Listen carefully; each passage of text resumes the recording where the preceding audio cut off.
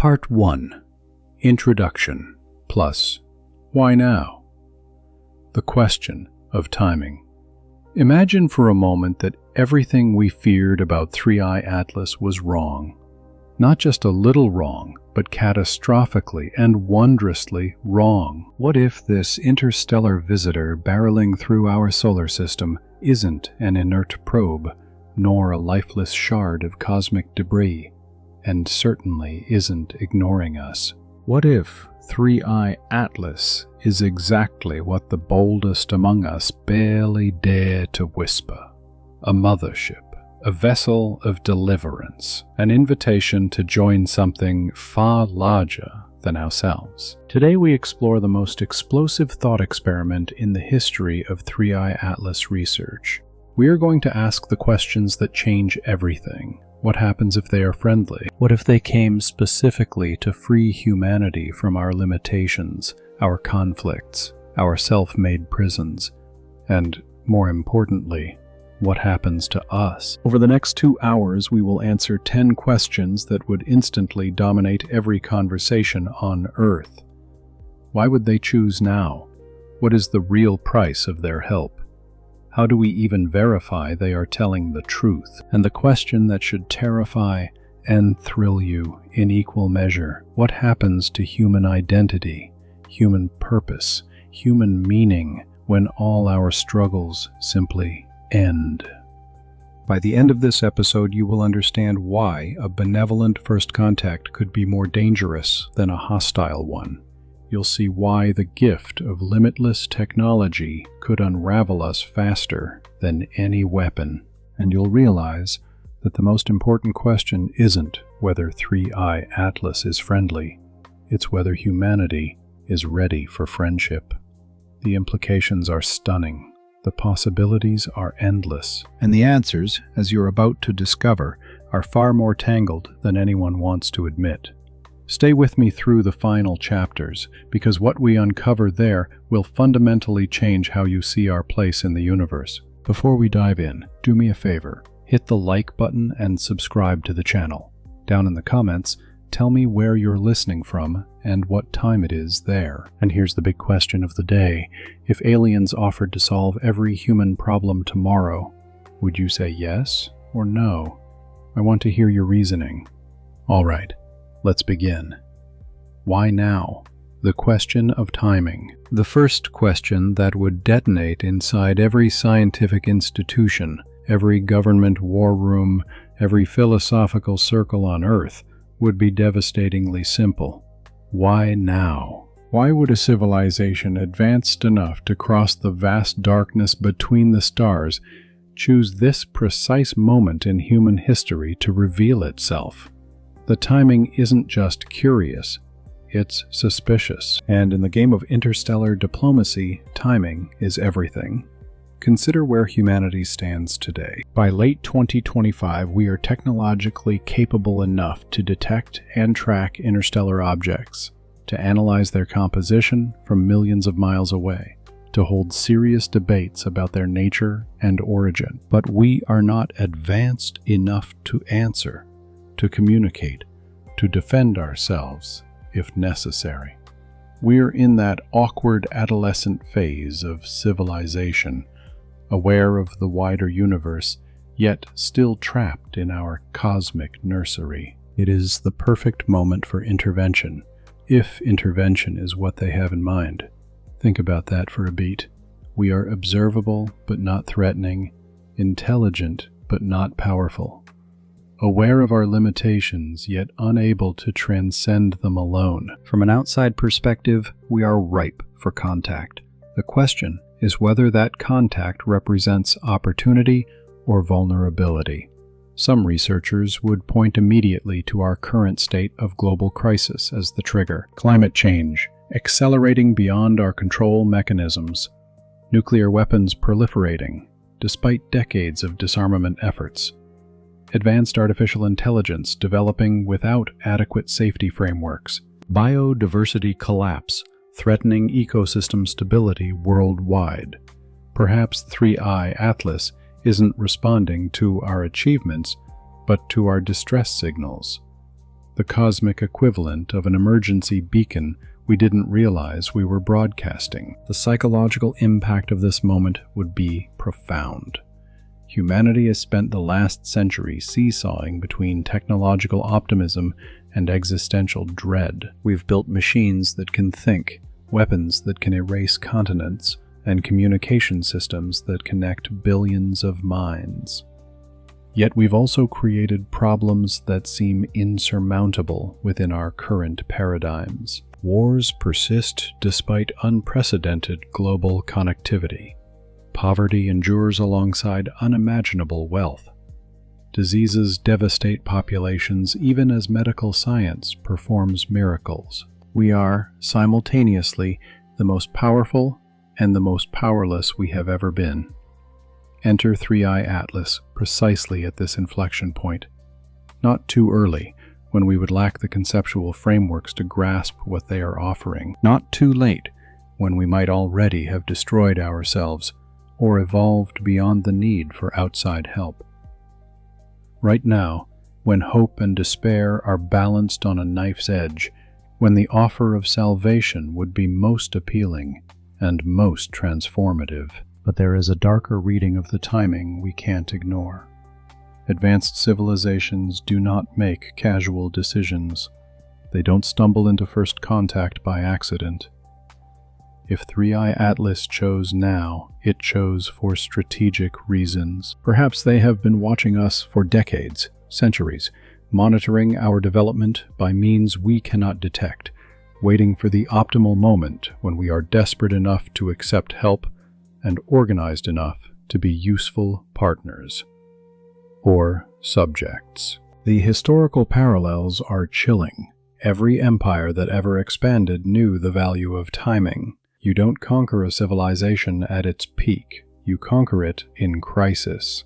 You don't offer help when it's unnecessary. You offer it when refusal means collapse. The most effective form of control is rescue, because gratitude is stronger than fear, and dependence binds more tightly than domination.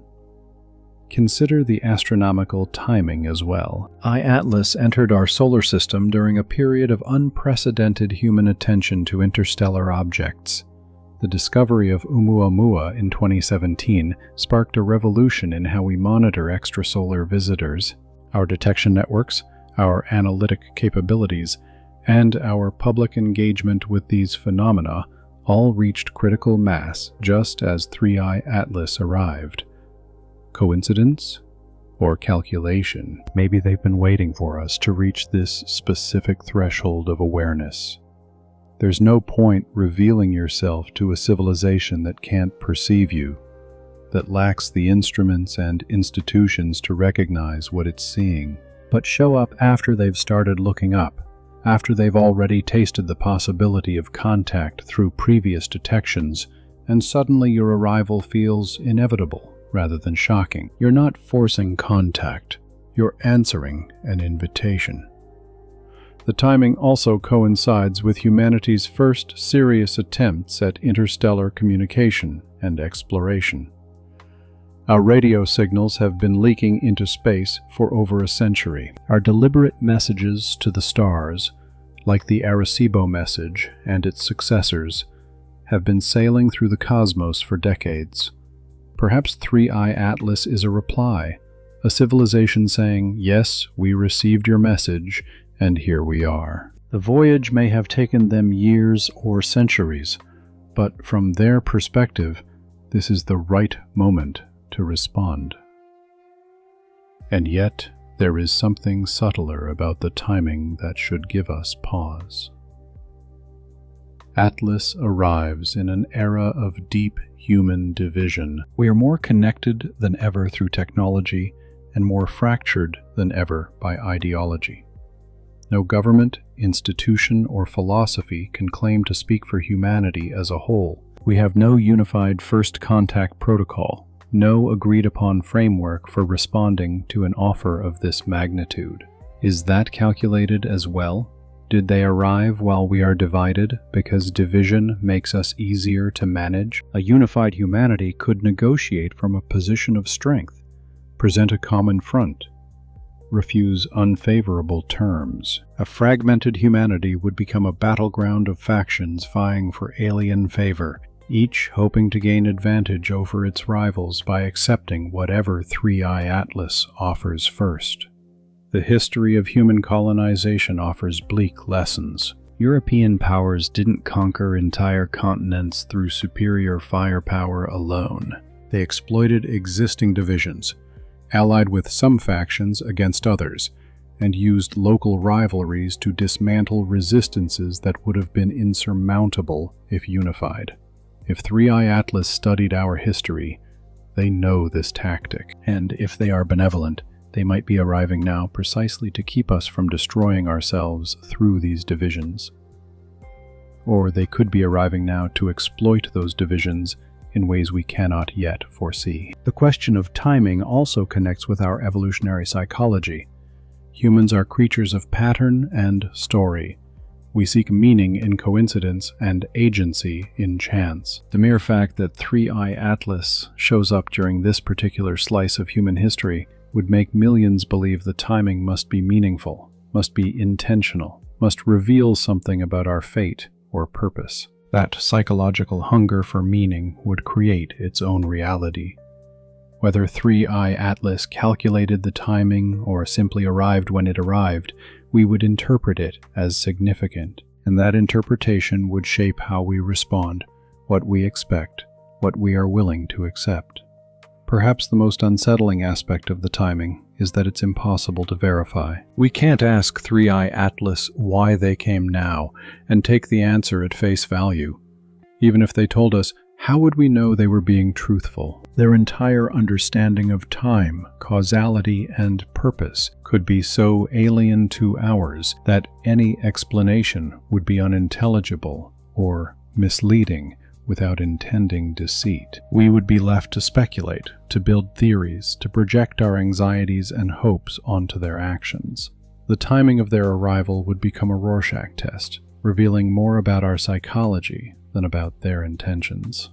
So why now? The honest answer is that we don't know and cannot know. We can sketch plausible scenarios. They came because we are destroying ourselves and need intervention. They came because we are advanced enough to be useful partners. They came because this is their optimal window to establish influence.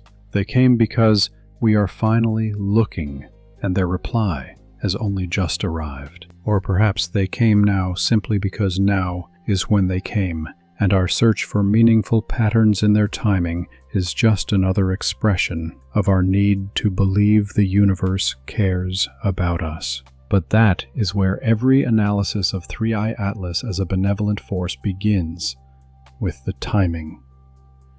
Because if we can't understand why they arrived when they did, how can we trust anything they say about why they came at all? Timing is everything. And in this case, the timing raises more questions than it answers. Part 2. What is their real objective? The second question that would dominate every intelligence analysis, every political debate, every coffee shop conversation across the globe would be just as fundamental. What is their real objective? Because no civilization capable of interstellar travel undertakes that journey without reasons of immense significance, and the reasons they give us are rarely the full ones. This isn't cynicism, it's basic realism about how intelligent entities operate, human or otherwise. Every being has aims beyond what it initially reveals. Every actor prioritizes its own interests above others. And when there's an enormous power gap, as there would be between us and 3i Atlas, those hidden motives become exponentially more critical to understand. Let's begin with the most optimistic explanation. They could offer. They came to help because they can, because it's right, because advanced civilizations have a moral responsibility to uplift the less advanced. This is the theory of cosmic altruism, the idea that higher intelligence naturally breeds higher ethics, that technological enlightenment is paired with moral enlightenment. It sounds beautiful. It also sounds incredibly naive. Think about the energy it would take for 3i Atlas to travel between stars. We're talking about quantities that make humanity's entire global energy consumption look like a candle beside the sun. The resource commitment for interstellar travel is enormous, even for an advanced civilization. No one expends that level of energy, time, and resources purely out of goodwill, without expecting something in return. So, what could their return be? One possibility: they're studying us. Earth is an exceptionally rare natural laboratory, a planet where intelligent life evolved independently and is now passing through the critical phases of technological adolescence. To a sufficiently advanced civilization, observing our progress could provide invaluable data on how intelligence evolves, how societies handle disruptive technology, what factors determine whether a civilization survives its technological adolescence. From this viewpoint, helping us isn't altruism, it's experimental management. They keep us alive because we're valuable research subjects. They give us technology to see how we'll use it. They intervene in our crises to prevent the experiment from ending too soon. We're lab rats who don't realize we're inside the maze. Is that better or worse than open domination? Hard to say. Well-kept lab rats live longer and more comfortably than wild ones, but they aren't free, and they never know when the experiment requires their sacrifice.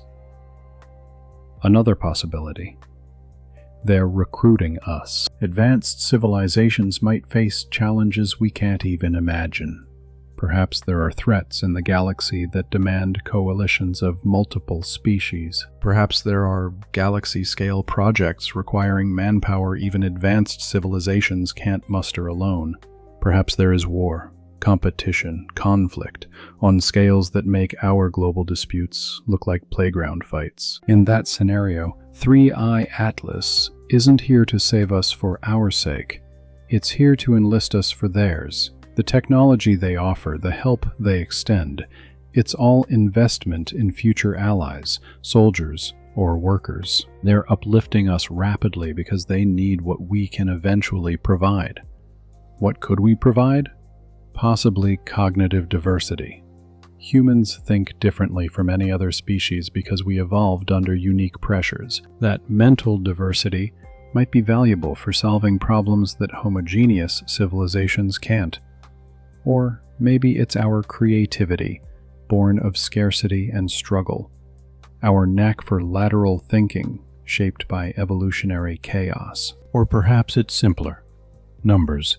If there are 10,000 civilizations in the galaxy and a shared threat that requires all hands, then every additional civilization uplifted to competence raises everyone's odds of survival. Helping us is strategy, not charity. Then there's the possibility no one wants to face. They're here for resources, not physical ones. Earth offers nothing they couldn't find more easily elsewhere. But we have something unique: a complex biosphere with billions of years of evolutionary history. Genomes, proteins, biochemical adaptations, biological solutions to problems evolution solved here, but perhaps not elsewhere. To a sufficiently advanced species, our biosphere is a library of biological innovation. Each species is a volume in that library, helping us survive, and preserving biodiversity means preserving the archive, not because they care about us, but because the information we embody has value beyond any material resource. Does that make us feel better or worse? Hard to say. It's flattering to be valued, even if only for our genetic data, but deeply objectifying at the same time. There's an even darker possibility. They're here to neutralize us. Not violently, but preventively. Maybe they detected our radio emissions and extrapolated our technological trajectory, projected it forward 100, 1,000, 10,000 years, and saw potential for us to become a threat. Right now, we're a danger only to ourselves. But civilizations that think on geological timescales don't react to present threats. They respond to future ones. If humanity has even a small chance of developing technologies that could challenge their dominance or destabilize a galactic order they maintain, the smart move is to intervene early, while we're still weak. How would they intervene? Not with weapons, with gifts. They give us technology that makes us dependent. They weave us into their systems so we never develop independent capabilities that might threaten them. They keep us perpetually as a client species, comfortable yet powerless, prosperous yet controlled. It's domination through benevolence, colonization through assistance, and it's nearly impossible to resist, because who refuses help that solves every problem? Who complains about dependence when dependence feels like partnership? But perhaps this view is too dark. Maybe there are explanations we can't conceive because we can't imagine their moral frameworks. Maybe advanced civilizations operate on ethical paradigms we wouldn't even recognize as ethical. Perhaps they have religious or spiritual reasons without human analogs. Maybe they believe consciousness itself is sacred, that they have an imperative to nurture it wherever it arises. Maybe they see the growth of intelligent life as part of a cosmic process, transcending the interests of any single species. Or maybe, from their perspective, asking, "What is your real objective?" is a malformed question, because they don't conceptualize purpose or goals as we do. Perhaps they operate through principles, algorithms, or decision architectures that produce helpful behavior as an emergent property, without any goal in the way we understand the term. Imagine asking your own cells why they work together to keep you alive. They don't have a goal of your survival. Cooperation is simply what makes them what they are. Perhaps 3i Atlas assists emerging civilizations not out of strategy, but because helping is intrinsic to their nature. Does that make us feel safer? In some ways, yes. It removes the fear of hidden agendas. In other ways, no, because it means they help us without real understanding of what we want or need. We'd be like ants being helped by humans who think they're being kind, but don't comprehend what keeps an anthill thriving. The core problem is that we evaluate intentions through the lens of human analogy. We assume 3i Atlas must want something: power, knowledge, security, purpose, because those are the categories we understand. Yet a civilization advanced enough for interstellar travel has probably transcended motivations we'd recognize. Their objectives could be completely orthogonal to anything we'd classify as a goal. They could be pursuing states of existence, configurations of consciousness, relationships with the fundamental structures of reality that we lack the vocabulary to describe. And here lies the true problem. No matter how much we speculate, no matter how sophisticated our analysis, we're almost certainly wrong. Not because we're foolish, but because we're conceptually limited. Asking humanity to understand their motives is like asking a dog to comprehend human motives for space exploration. The dog can observe behavior, learn patterns, but never truly grasp why humans build rockets. We are the dog in this analogy. 3i Atlas is the rocket-building civilization whose motives might be partly observable to us, but never fully comprehensible. So what is their real objective? The honest answer is that we don't know, probably can't know, and that uncertainty will define any relationship we ever have with them. We'll be forced to make decisions on incomplete information, to trust without full understanding, to accept or reject aid without truly knowing why it's offered. That makes every interaction a gamble, every agreement a leap of faith, every acceptance of technology a tacit acceptance of consequences we can't yet foresee. Some humans will be comfortable with that uncertainty. They'll argue intentions matter less than outcomes. If 3i Atlas helps in ways that improve human life, who cares why they do it? If our problems are solved, why obsess over motives?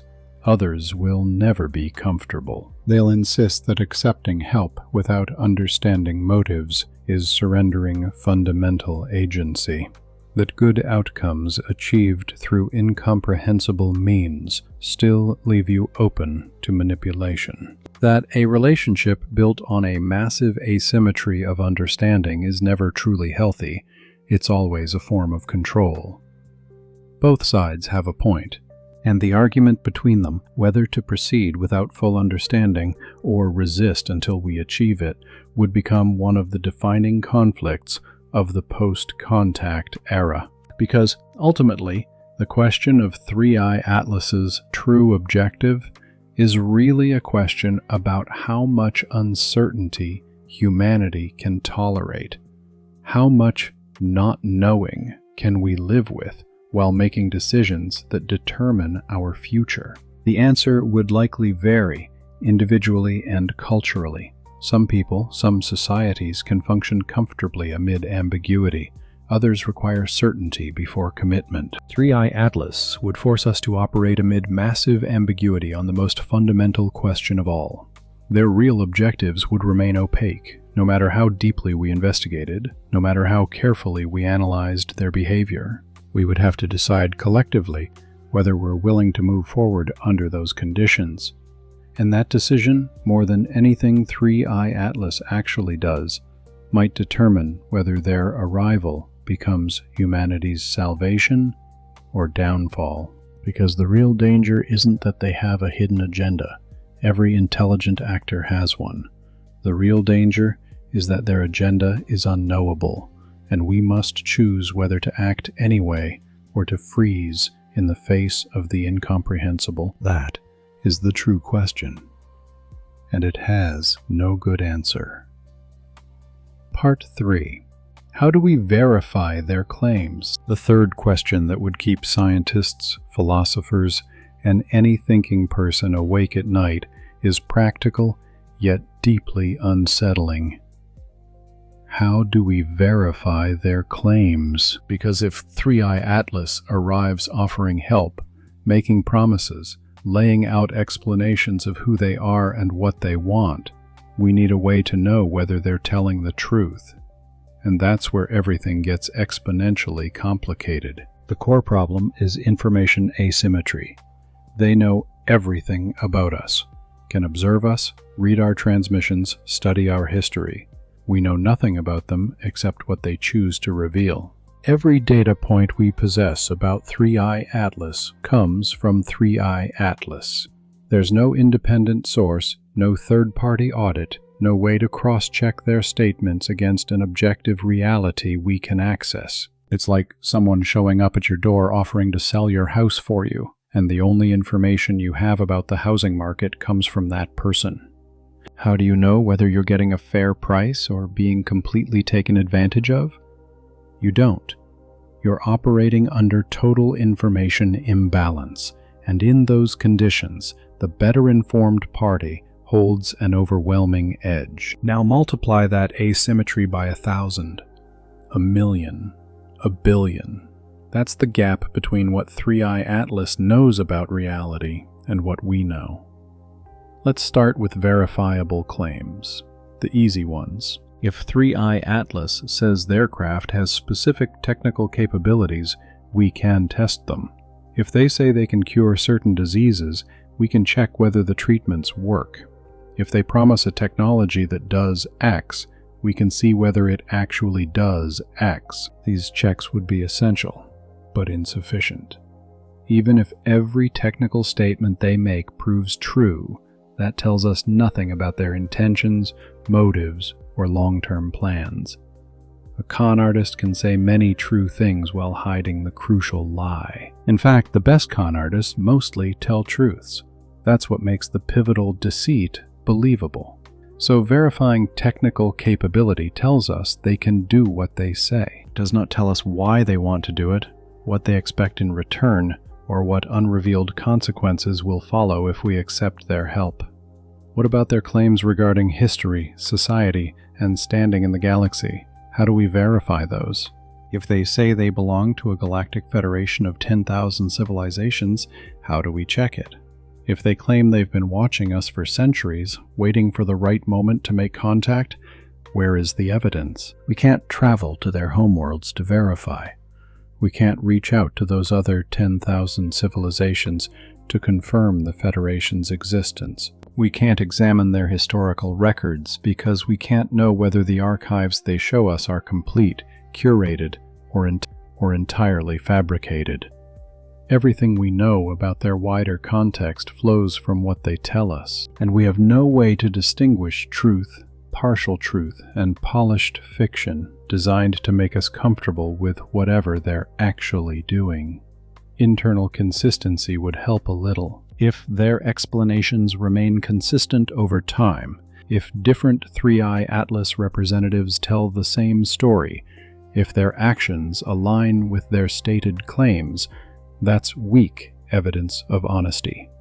But only weak, because any civilization advanced enough for interstellar travel is advanced enough to maintain a flawless cover story. They have coordination, communication tech, and cognitive resources to ensure every member of their team delivers the exact same narrative in the exact same way. Consistency proves sophistication, not necessarily sincerity. What about testing motives directly? Could we develop any kind of truth detection technology that works on aliens?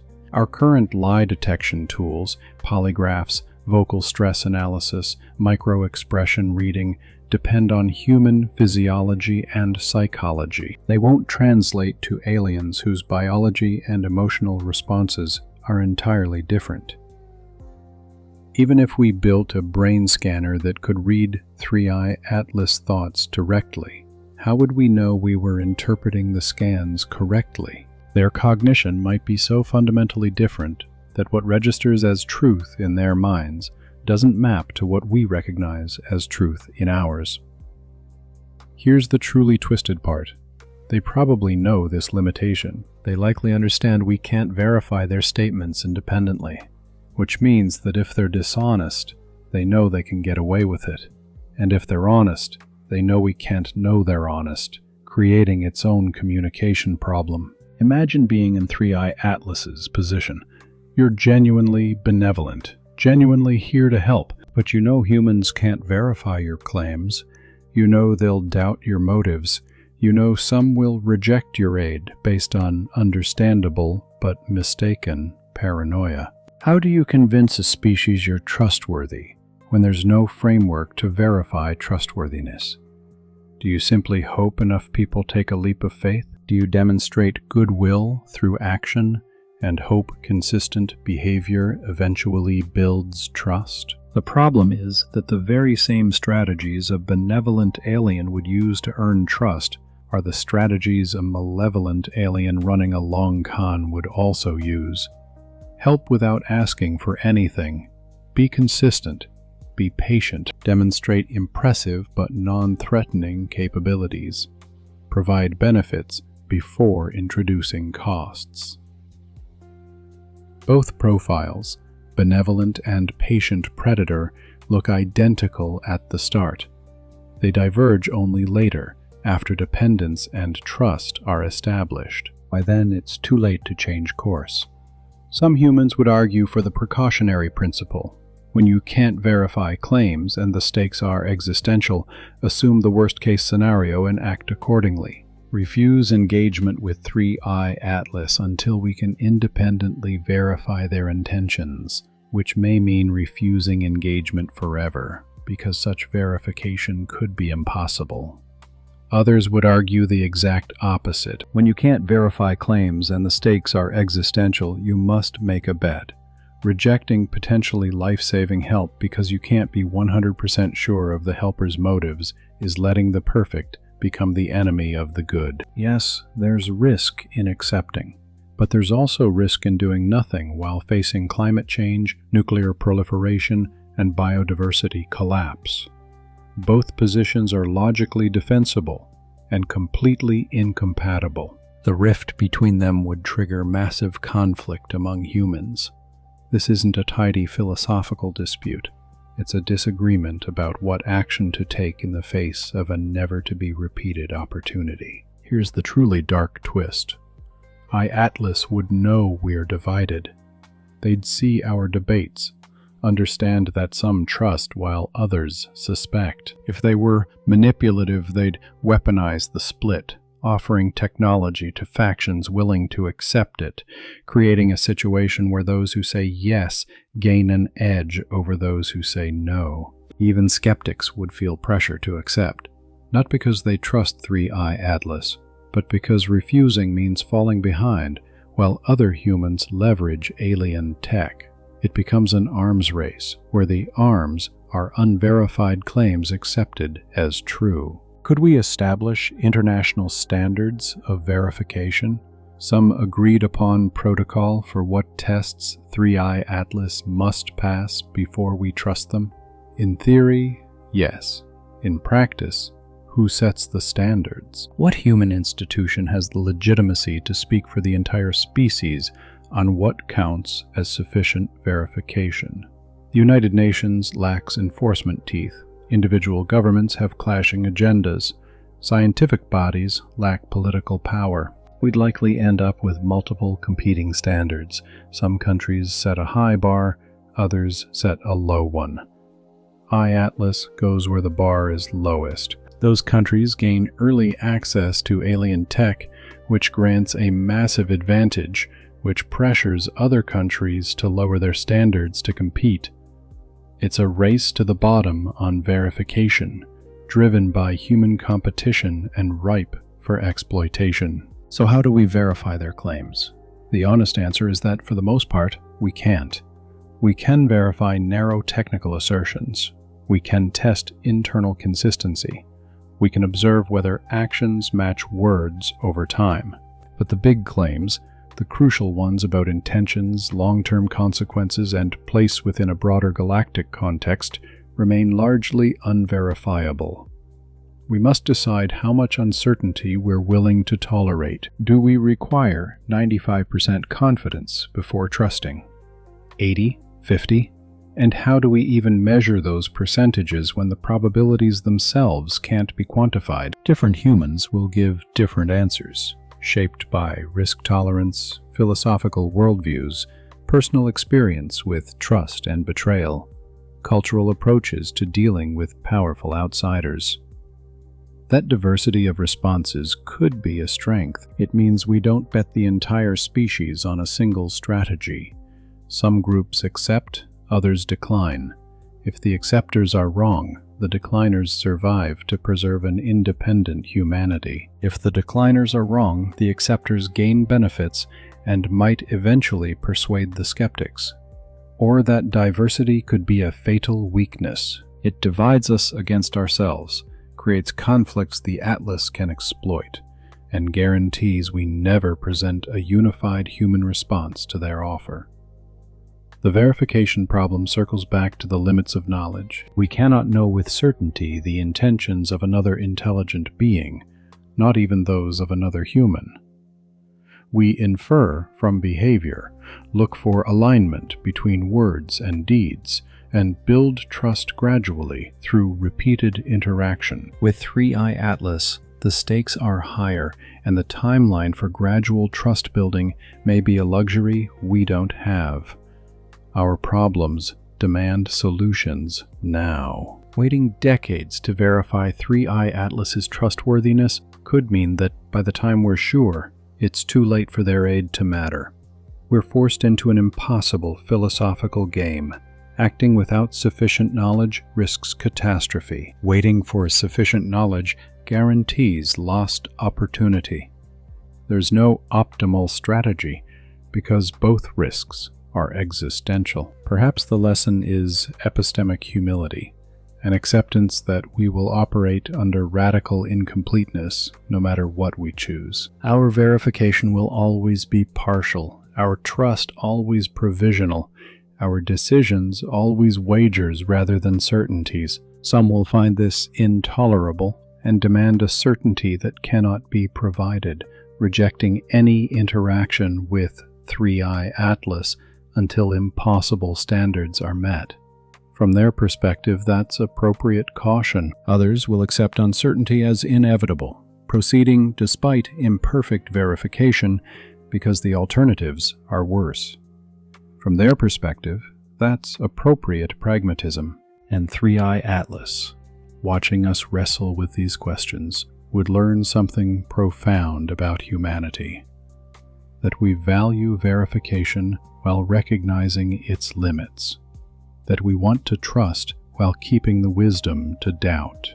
That we are at once hopeful, cautious, open, and guarded. If they're benevolent, they might respect that complexity, work within our limits, and understand that building legitimate trust takes time, even when time is scarce. If they're manipulative, they might exploit that complexity, using our need for verification against us, manufacturing crises that force us to choose between caution and survival.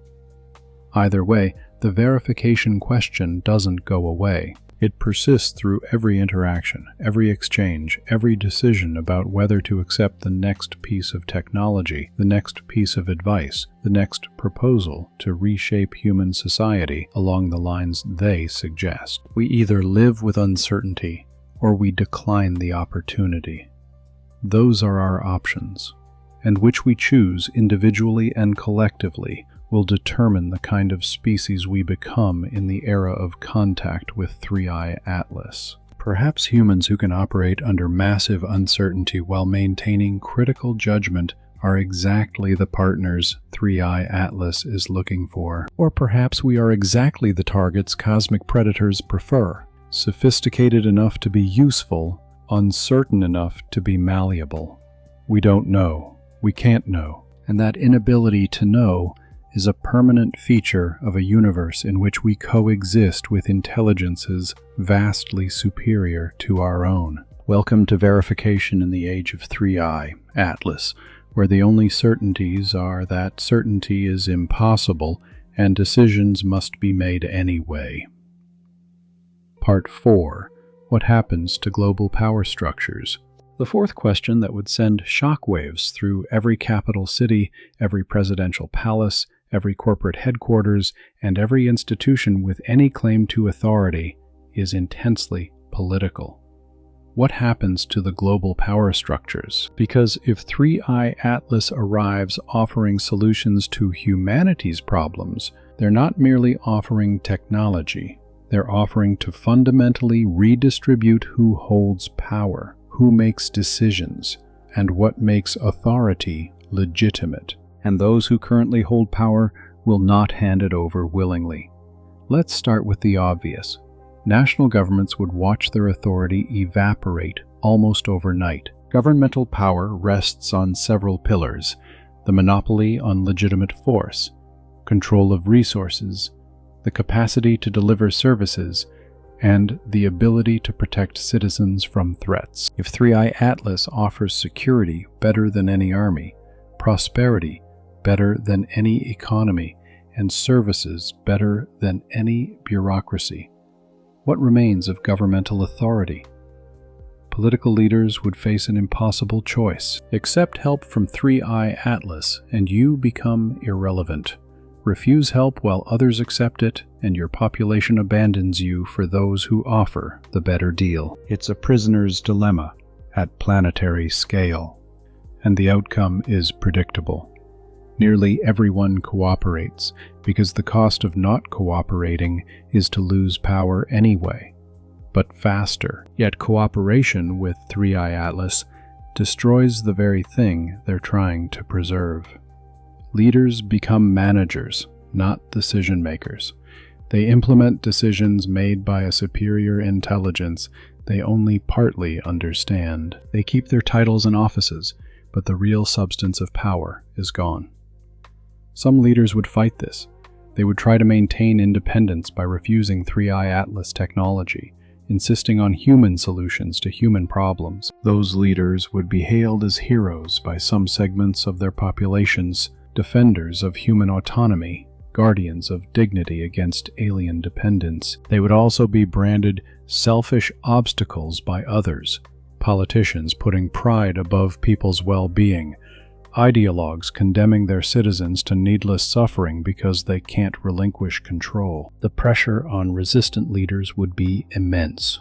Every day they delay accepting 3I Atlas aid is a day their citizens suffer needlessly, while citizens elsewhere prosper. Protest movements would demand access to alien technology. Opposition parties would promise to accept 3I Atlas assistance if elected. Brain drain would accelerate as those with options move to regions that cooperate with 3I Atlas. Eventually, most holdout governments would collapse or capitulate. But the process would be ugly. Revolutions, coups, civil wars triggered by a fundamental disagreement over whether to accept beneficial alien domination. International institutions would face an even deeper crisis. The United Nations, the World Bank, the International Monetary Fund, the World Health Organization, these bodies exist to coordinate human action on problems no nation can solve alone. But if 3I Atlas can solve those problems directly, what are these institutions for? They might try to reinvent themselves as intermediaries between humanity and 3I Atlas, claiming to represent a unified human voice, to negotiate terms of cooperation, to ensure the interests of all nations are considered. That claim would be both more important than ever and more hollow than ever. More important because someone needs to speak for humanity as a whole. More hollow because these institutions have never had real enforcement authority, and 3I Atlas could simply bypass them, dealing directly with individual governments or even subnational groups. Corporate power would face a similarly dramatic reordering. Corporations derive power from control over scarce resources, specialized knowledge, distribution networks, and proprietary technologies. If 3I Atlas provides technology that makes resources abundant, knowledge freely accessible, and distribution trivial, then the entire basis of corporate power evaporates. Imagine what happens to pharmaceutical companies if 3I Atlas provides cures for all diseases, to energy companies if they provide a clean, limitless power source, to tech companies if they offer computing and communications that make our current devices look like primitive toys. These corporations, currently among the most powerful entities on Earth, become obsolete. Their market capitalizations vanish. Their competitive advantages cease to matter.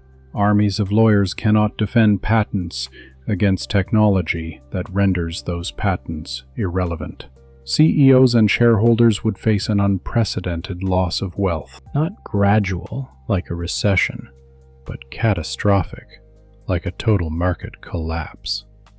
Trillions of dollars in market value would simply disappear as markets realize that businesses built on scarcity cannot survive in a world of abundance. Some corporate actors would try to adapt, reinventing themselves as distributors of 3I Atlas technology, or as integrators helping others plug into the new systems. Others would resist, using every legal and political tool at their disposal to delay or block adoption of alien technology that threatens their business models. That latter group would create massive headwinds even when resistance is obviously futile, lobbying governments to restrict access to 3I Atlas tech, funding media campaigns questioning the reliability or safety of alien solutions, drafting legal frameworks making it illegal to use 3I Atlas systems without licenses that they, of course, control. But these delay tactics would only slow the inevitable while inflicting suffering on people who could benefit immediately from 3I Atlas technology. The conflict between corporate interests and public welfare would become so blatant, so raw, that it could trigger a sweeping backlash against corporate capitalism itself. Religious institutions would face an equally existential challenge to their authority. Religion derives power from claims about ultimate truth, moral purpose, and connection to the divine. The arrival of 3i Atlas would force every tradition to rethink its teachings from the ground up. Are the aliens part of God's plan? Are they evidence that God exists, or evidence that religion is a human phenomenon? If 3i Atlas possesses vastly superior knowledge, does that invalidate human sacred texts? If they can cure disease, extend life, and end suffering, does that erase the need for religious salvation? Different traditions would respond differently. Some would integrate 3i Atlas into existing cosmologies. They're angels, messengers of the divine, part of a larger plan that confirms rather than contradicts faith. Those traditions might retain relevance by presenting themselves as guides for navigating the new spiritual reality of alien contact. Others would reject 3i Atlas as a test of faith, or even as demonic forces meant to pull humanity away from truth. These traditions would mobilize followers to resist contact, casting the acceptance of alien help as spiritual betrayal. The resulting divisions would fracture religious communities internally. Families would split over whether 3i Atlas is blessing or curse. Congregations would splinter over whether clergy should counsel acceptance or refusal. Some religious leaders would lose followers as believers decide for themselves, while others would gain influence by presenting themselves as voices of clarity amid the chaos. Beyond these specific institutions, governments, corporations, religions, lies a deeper question of epistemic authority. Who decides what is true? Today we rely on scientists, experts, and institutions with track records of reliable knowledge production. But if 3i Atlas possesses a vastly superior understanding of reality, do they become the ultimate source of authority? And if they do, what happens to human scientific institutions? Do they become mere translators of alien knowledge for public consumption? Do they lose the capacity for independent discovery because anything we might find will be trivial beside what 3i Atlas already knows? Science draws authority from method, rigorous observation, experiment, peer review, replication. That method works when different humans can independently verify one another's claims. How does it function when the source is so advanced we cannot independently verify their work? Do we simply accept what they say because they've always been right before? That isn't science, it's faith. And turning science from a verifiable method into belief based on authority would be a profound loss for humanity, even if the knowledge we gain is vastly greater. Perhaps the most dramatic impact on power will fall on decentralized, informal influence. Today, power also flows through social networks, opinion shapers, community leaders, and popular movements. These forms of power don't depend on institutional position. They depend on trust, charisma, and the ability to articulate what people feel but cannot yet express. What happens to that kind of power when 3i Atlas arrives? At first, it probably explodes. Everyone will have an opinion about what 3i Atlas means, what we should do, whom to trust. Influencers with large audiences become enormously important in shaping public perception. Over time, as 3i Atlas demonstrates capabilities and delivers benefits, the ground shifts. Those whose power comes from critiquing existing systems lose influence because those systems are being replaced. Those whose power comes from offering alternative solutions lose influence because 3i Atlas offers better ones. The only informal power that endures is wielded by those who can help people understand what's happening, emotionally process the upheaval, and find meaning in the new reality. Cultural translators, spiritual guides, community facilitators, these roles grow more important, not less. Even they, however, operate in 3i Atlas's shadow. If 3i Atlas understands human psychology better than we do, they might eventually provide better emotional and spiritual counsel than any human leader. not from lack of empathy, but from a deeper grasp of how well-being works than we can ever equal. So, what happens to global power structures? The honest answer is that they collapse, transform, or become irrelevant. Practically no existing power structure survives unchanged because all are built on premises: scarcity, asymmetric information, the need for human coordination, that 3i Atlas renders obsolete. Some people would cheer. They see current power structures as oppressive, inefficient, corrupt. They would welcome their dismantling as liberation. Finally, they'd say, we can escape hierarchies that concentrate wealth and power in the hands of a few while the many struggle. Others would be horrified. They view current structures as products of centuries of social development, responses of hard-won wisdom about how to organize complex societies. They'd argue that destroying these systems before we have proven alternatives leaves us vulnerable to chaos, or to domination by 3i Atlas.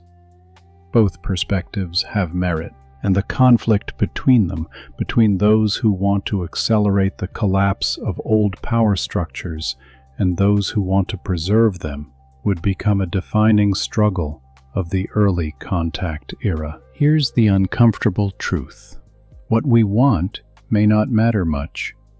Power structures built on controlling scarce resources cannot survive contact with a civilization that has solved scarcity. Power structures built on specialized knowledge cannot survive contact with a civilization whose knowledge makes ours look primitive. We can fight to preserve these structures, mourn their loss, try to adapt or replace them. But the fundamental reality is that 3i Atlas changes the game so completely that the old rules no longer apply. The question isn't whether global power structures survive. They don't. The question is what replaces them, and who controls that replacement process.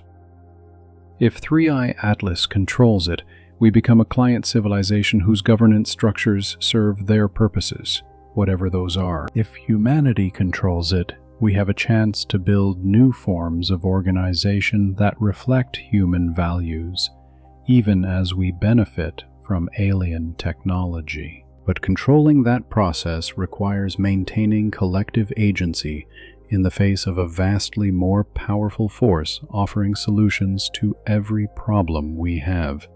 It requires saying no to the tempting offer until we understand the full terms. It requires acting in unison when every human incentive pushes toward fragmentation and competition for 3i Atlas's favor. Historically, humanity hasn't been great at that.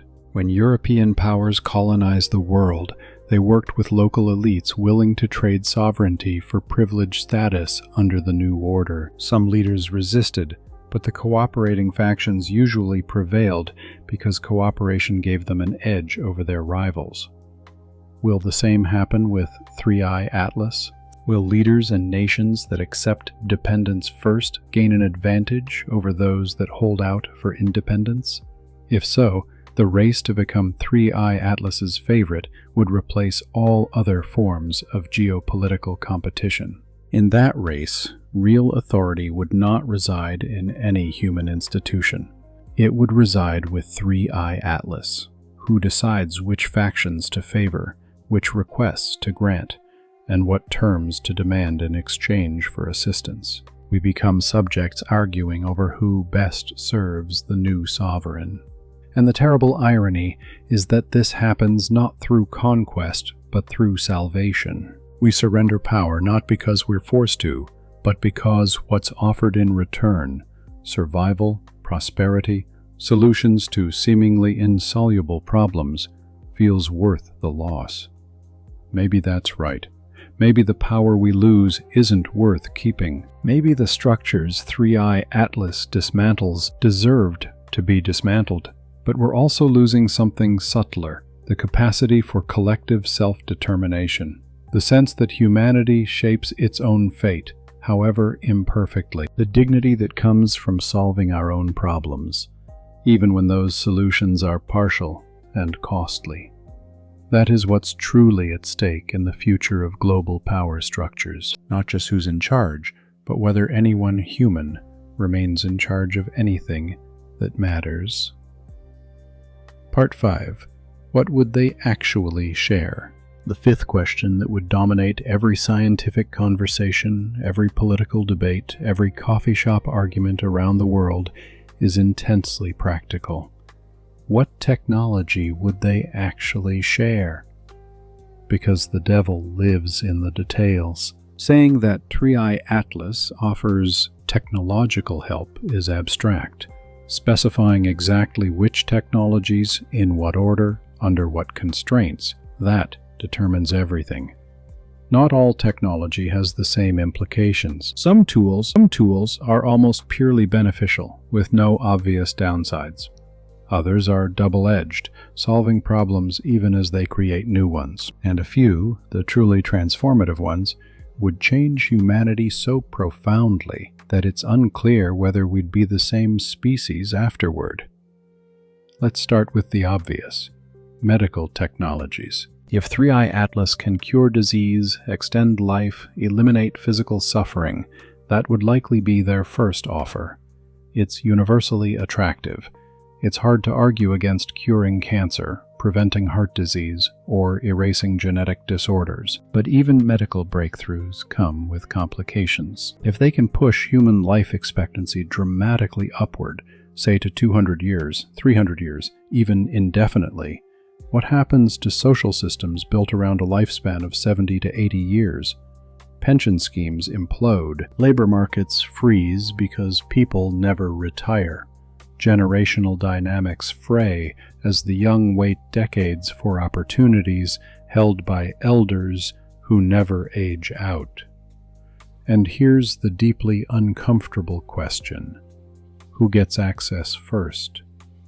If life extension rolls out gradually, the wealthy and powerful will receive it before everyone else, hard-coding a class divide in which elites live for centuries while the many still die after decades. Inequality becomes biological, not merely economic.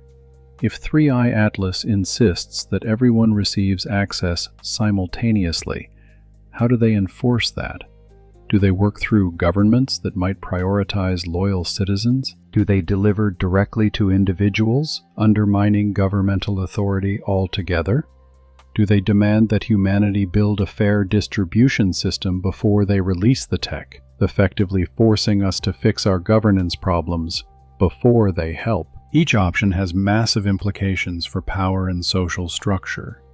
Energy technologies would be just as world-shaping. If 3i Atlas provides a clean, limitless source of power, advanced fusion, zero-point capture, whatever it is, it simultaneously addresses climate change, resource scarcity, and many geopolitical conflicts organized around fossil fuel control. But it also destroys entire industries overnight. Oil, coal, and natural gas companies become obsolete. National economies built on energy exports collapse. Saudi Arabia, Russia, Venezuela, such countries lose their primary revenue streams and geopolitical leverage. The economic disruption would be catastrophic in the short term, even if the long-term outcome is positive. Millions of workers would lose jobs. Trillions of dollars in infrastructure would be stranded. Whole regions could experience economic collapse, sparking political instability, mass migration, and conflict. Do 3i Atlas care about these transition costs? Do they ship the energy tech with an implementation plan that minimizes dislocation? Or do they simply hand it over, assuming humanity will sort out the details? That difference matters enormously. A managed transition might work. A chaotic one could cause more near-term suffering than it solves. Advanced manufacturing, nanotech, molecular printing, anything that lets you make complex goods from abundant feedstocks, would erase scarcity in the physical domain. No more mines, factories, or globe-spanning supply chains. You request what you need, and a machine builds it. Utopian, yes, but it erases manufacturing employment, makes much international trade obsolete, and nullifies advantages based on production capacity. Nations whose economies were built as the world's workshops would lose their niche. Security questions multiply. If anyone can manufacture anything, what stops people from making weapons? Poisons?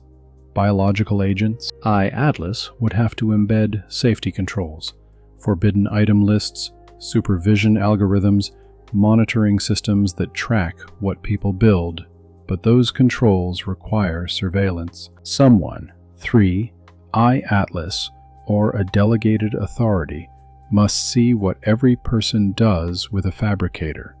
We gain material abundance and lose privacy. Perhaps the trade-off is worth it, but it is not free. Communications and computation bring another cluster of challenges. If 3i Atlas supplies vastly superior compute, AI that makes our systems look like Abyssi, and instantaneous communication across any distance, they would solve countless problems. They would also centralize control of information. Whoever operates those networks can monitor, filter, and shape everything that flows through them. If 3i Atlas controls the infrastructure, they gain total visibility into human communication. If they delegate it to states or corporations, those entities acquire unprecedented power over the information stream. We already struggle to govern social media and internet platforms. Imagine those fights multiplied 1,000-fold when the underlying stack is alien technology we don't fully understand and cannot independently audit. Transport technologies would be equally disruptive. Anti-gravity flight, teleportation, anything that moves people and goods rapidly makes geography almost irrelevant. Living far from urban cores stops mattering. You can be anywhere in minutes. That freedom from place also destroys industries built around distance. Airlines, shipping, mass transit infrastructure, all rendered obsolete. And with geography irrelevant, national borders become far harder to enforce. How do you control immigration if people can teleport? The nation-state partly rests on territorial control. Advanced transport erodes that foundation, forcing a rethink of governance when physical location no longer constrains movement. Then come the truly radical technologies, the ones that would change what it means to be human. Cognitive enhancement that boosts intelligence or adds new modes of thought. Brain-computer interfaces that allow us to share thoughts directly. Genetic modification that alters core human capacities. These tools blur the line between human and post-human. Some would embrace them as the next step in evolution. Others would recoil, seeing them as a betrayal of humanity itself. The split wouldn't be merely philosophical, it would be practical, and life or death. Enhanced humans would have massive cognitive advantages over the unenhanced. Competition for jobs, influence, partners, everything would tilt toward the augmented. Pressure on the unenhanced to upgrade would be immense, even if they object on principle. Eventually, the unenhanced could become a marginalized class, unable to compete with enhanced humans, let alone with 3i Atlas themselves. That's a nightmare for those who prize inherent human dignity independent of capability. From another angle, refusing enhancement locks humanity into permanent inferiority. If we can become smarter, more capable, more adaptable, why shouldn't we? Is it more human to accept biological limits or to transcend them? There is no tidy answer, only choices with profound consequences either way. Now here's the truly tricky trap. Atlas would almost certainly not offer all of these technologies at once. They would stage the rollout, watching how we cope, tuning the next bundle based on our response to the previous one. From their perspective, that's sensible. Dumping too much tech too fast creates chaos. A gradual release promotes adaptation, reduces disruption, and gives them chances to intervene if things go wrong. It also means they control the tempo. They decide when we're ready for the next capability. They judge whether we used the prior tool responsibly before granting another. We become children rewarded with new toys for good behavior, and they define good behavior. Who decides what counts as responsible use? 3I Atlas, according to standards we may not share or even grasp. Do they institute scoring systems that rate human societies against criteria they never fully explain? Conditional control like that creates perverse incentives. Governments and groups compete to prove they deserve the next tech tranche. They suppress dissent that might make them look unstable. They implement policies they believe 3I Atlas approves, even if those rules harm some humans. That is colonialism by technological reward. No armies needed. You conquer by nudging us to act in ways that serve your interests in order to gain access to what you control. So what would they actually share? The honest answer is that we don't know. It depends on goals we don't fully understand. It depends on their assessment of what we can handle, an assessment that might be condescending or wisely cautious. It depends on factors we can't predict because we don't think like a civilization with thousands or millions of years of experience managing contact with less advanced species.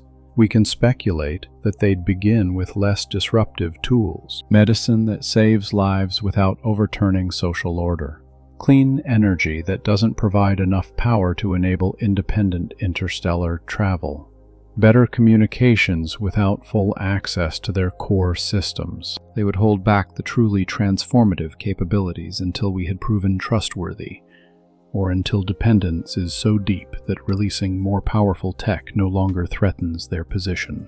And some things they might never share at all, faster than light travel, if they have it, weapons capacities that would make us dangerous to them or to others, knowledge that would let us understand or replicate their tools well enough to become independent.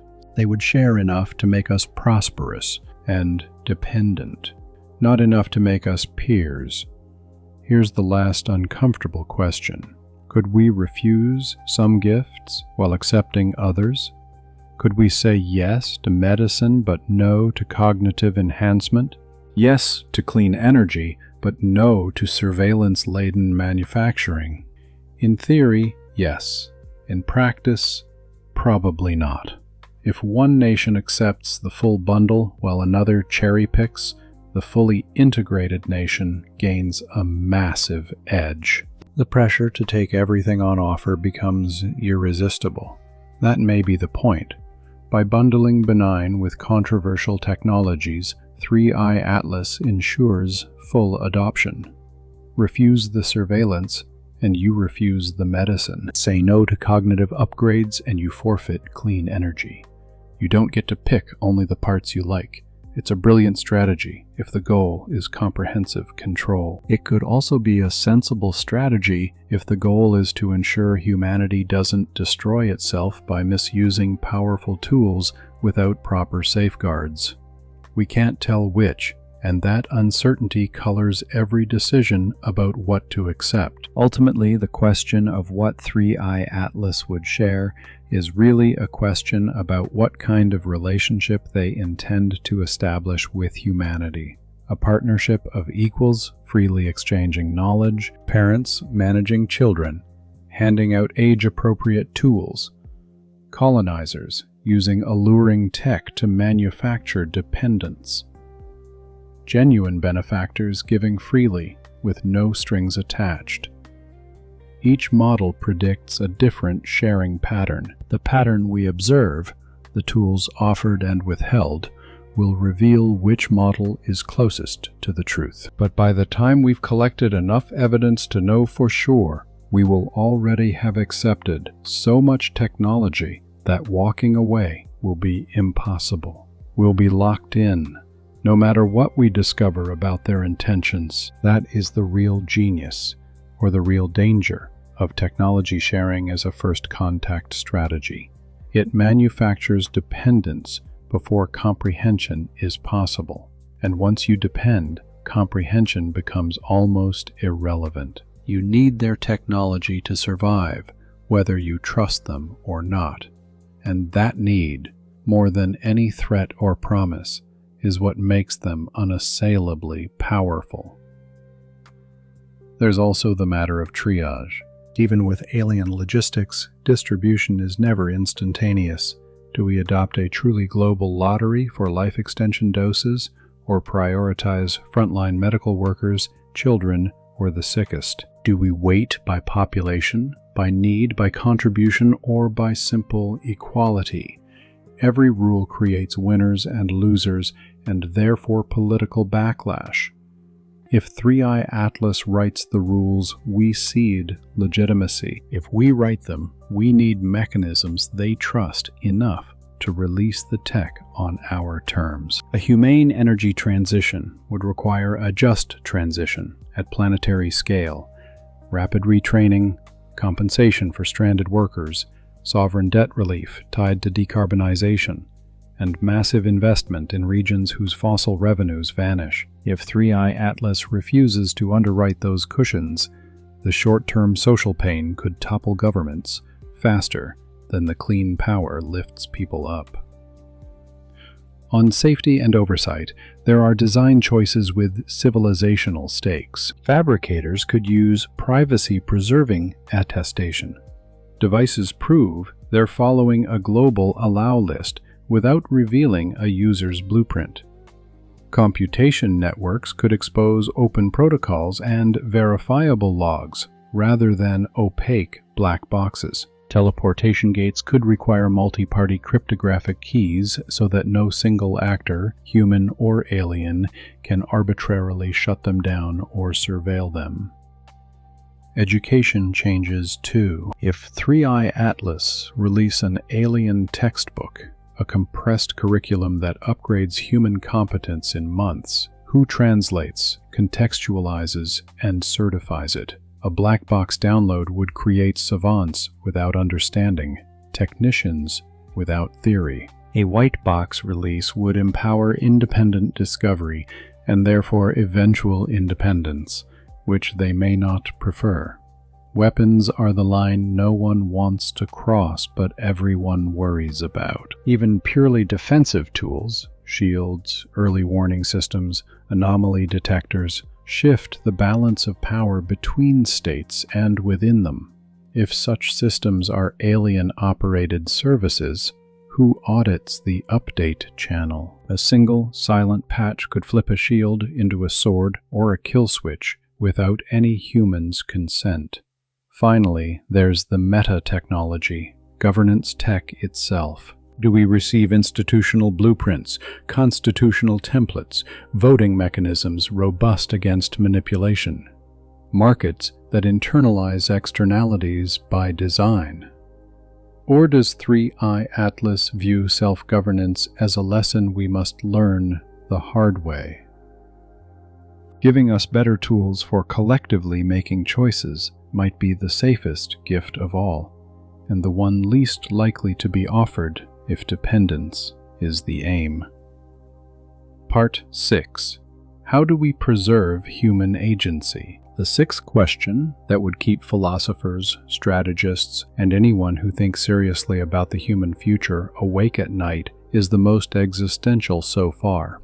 How do we preserve human agency? You can have every material benefit in the world, every gadget, every cure, every spark of prosperity, and still lose something fundamental if you lose the capacity to shape your own destiny. Agency, the power to make meaningful choices about your life and your future, is central to human dignity. It's what separates us from well-kept livestock. Livestock have their needs met, are protected from predators, receive medical care, but they have no agency. They don't choose their purpose, their future, or their reason for being. They exist to serve someone else's goals. Would we become that under the benevolent care of 3i Atlas? The challenge is that agency isn't all or nothing. It's a spectrum, and there are many ways to lose agency gradually, so slowly you don't notice it's happening until it's gone. Start with the most obvious erosion: material dependence. If our entire infrastructure runs on 3i Atlas technology we don't understand, can't maintain, and can't replicate, we are not truly independent. We're tenants living inside someone else's life support system. At first, this doesn't feel like a loss of agency. The systems work beautifully. Life improves. But try to stop using 3i Atlas technology, and you'll discover you can't. Society would buckle in days. Hospitals would fail. Power networks would wink out. Communications would stop. We'd be so dependent that independence becomes functionally impossible. It's addiction without a chemical, addiction to a way of life, to capabilities we cannot sustain without ongoing support from an external provider. And here's the problem. It may be impossible to avoid. Refusing superior technology when it solves real problems requires enormous collective willpower. It asks whole societies to agree to suffer needlessly in order to preserve a theoretical independence. Some individuals can make that sacrifice. Gandhi rejected British technology as a strategy of resistance. The Amish reject many modern tools to preserve their way of life, but entire societies, especially democracies in which people vote for whoever improves their immediate well-being, rarely choose long-term deprivation for philosophical autonomy. So material dependence is likely inevitable once we begin using 3i Atlas systems. The question becomes, can meaningful agency exist within dependence? Maybe, if we maintain some independent capacities, if we build redundant knowledge, if we cultivate human skills that complement rather than replace alien systems. That requires deliberate, sustained effort against incentives pulling the other way. It's easier to let 3i Atlas handle everything. It's more efficient. Results are better. Why maintain inferior human capabilities when superior alien ones are on tap? The answer is agency. But when agency is abstract, and the benefits of dependence are concrete, most people choose the benefits. Now consider cognitive agency. If 3i Atlas provides answers to complex questions, solutions to hard problems, guidance on weighty decisions, we stop exercising our own problem-solving muscles. They atrophy. Why wrestle with difficult calculations when a 3i Atlas AI can do it instantly and more accurately? Why debate policy when their analysis identifies the optimum? Why agonize over ethical dilemmas when their moral framework clarifies what's right? Each act of delegation is individually reasonable. Collectively, we stop practicing independent thought. We become dependent on external cognition, the way we become dependent on external infrastructure. Unlike material dependence, which we could in theory unwind if given time to rebuild, cognitive dependence might be permanent. If generations grow up never needing to think deeply because 3i Atlas thinks for them, the capacity can wither. Not because genetics change, but because cognitive development requires practice. Brains that never grapple with hard problems don't develop the neural architecture for doing so. We become a civilization of cognitive children, good at following instructions, poor at formulating them. Comfortable, prosperous, and utterly reliant on alien tutors for everything above the simplest tasks. Is that acceptable if it comes with happiness and material comfort? Some will say yes. If life feels meaningful and satisfying, does it matter that the sense of meaning is being curated by an external intelligence? Others will insist it matters profoundly. A meaningful life requires authenticity. A purpose imposed from outside is not a real purpose, even if it feels good. Agency has intrinsic value, even when it produces worse material outcomes than dependence. There's no settling that debate. It touches foundational values about what makes life worth living. And 3i Atlas would force each of us to choose a side. Political agency may be the most obvious and the hardest to resist losing. If 3i Atlas offers governance guidance, policies that produce better outcomes, solutions no human team could devise, rational leaders will follow that guidance. Why wouldn't they? If their advice yields better education, healthcare, infrastructure, better everything, implementing it is good government. Rejecting it elevates ideology over human well-being. But once governments routinely implement 3i Atlas recommendations, they're no longer self-directed. They've become administrators of someone else's plan. Elections continue, but candidates mainly promise to implement the 3i Atlas playbook, because deviation would lead to worse results. Democracy becomes theater. We still vote, debate, rotate administrations, but the real politics, the real decisions about society's direction, arrive from outside. Some will argue that's fine. Politics is famously bad at optimal solutions. Corruption, short-termism, partisanship, ignorance. If 3i Atlas can deliver enlightened technocracy that truly serves human welfare, why cling to dysfunctional systems out of sentimental loyalty to self-rule? Here's the rub. Even if 3i Atlas governance outperforms human politics by every metric we choose, we still forfeit political agency. We no longer decide, together, what kind of society we want. An external intelligence does that, however benevolent it may be. And once real politics moves out of human institutions, those institutions atrophy. They stop attracting top talent. They stop developing collective wisdom. They cease to be arenas where humanity debates values and negotiates compromises.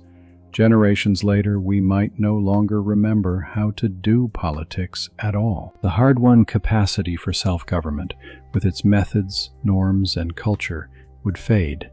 Not through conquest, but through obsolescence. Perhaps the subtlest loss is narrative agency, the ability to tell our own stories, define our meanings, decide what matters. If 3i Atlas supplies frameworks for understanding reality, purpose, and morality, their narratives become our narratives, not through coercion, but persuasion. Their explanations are more complete, more consistent, grounded in a grasp of the cosmos we can never match.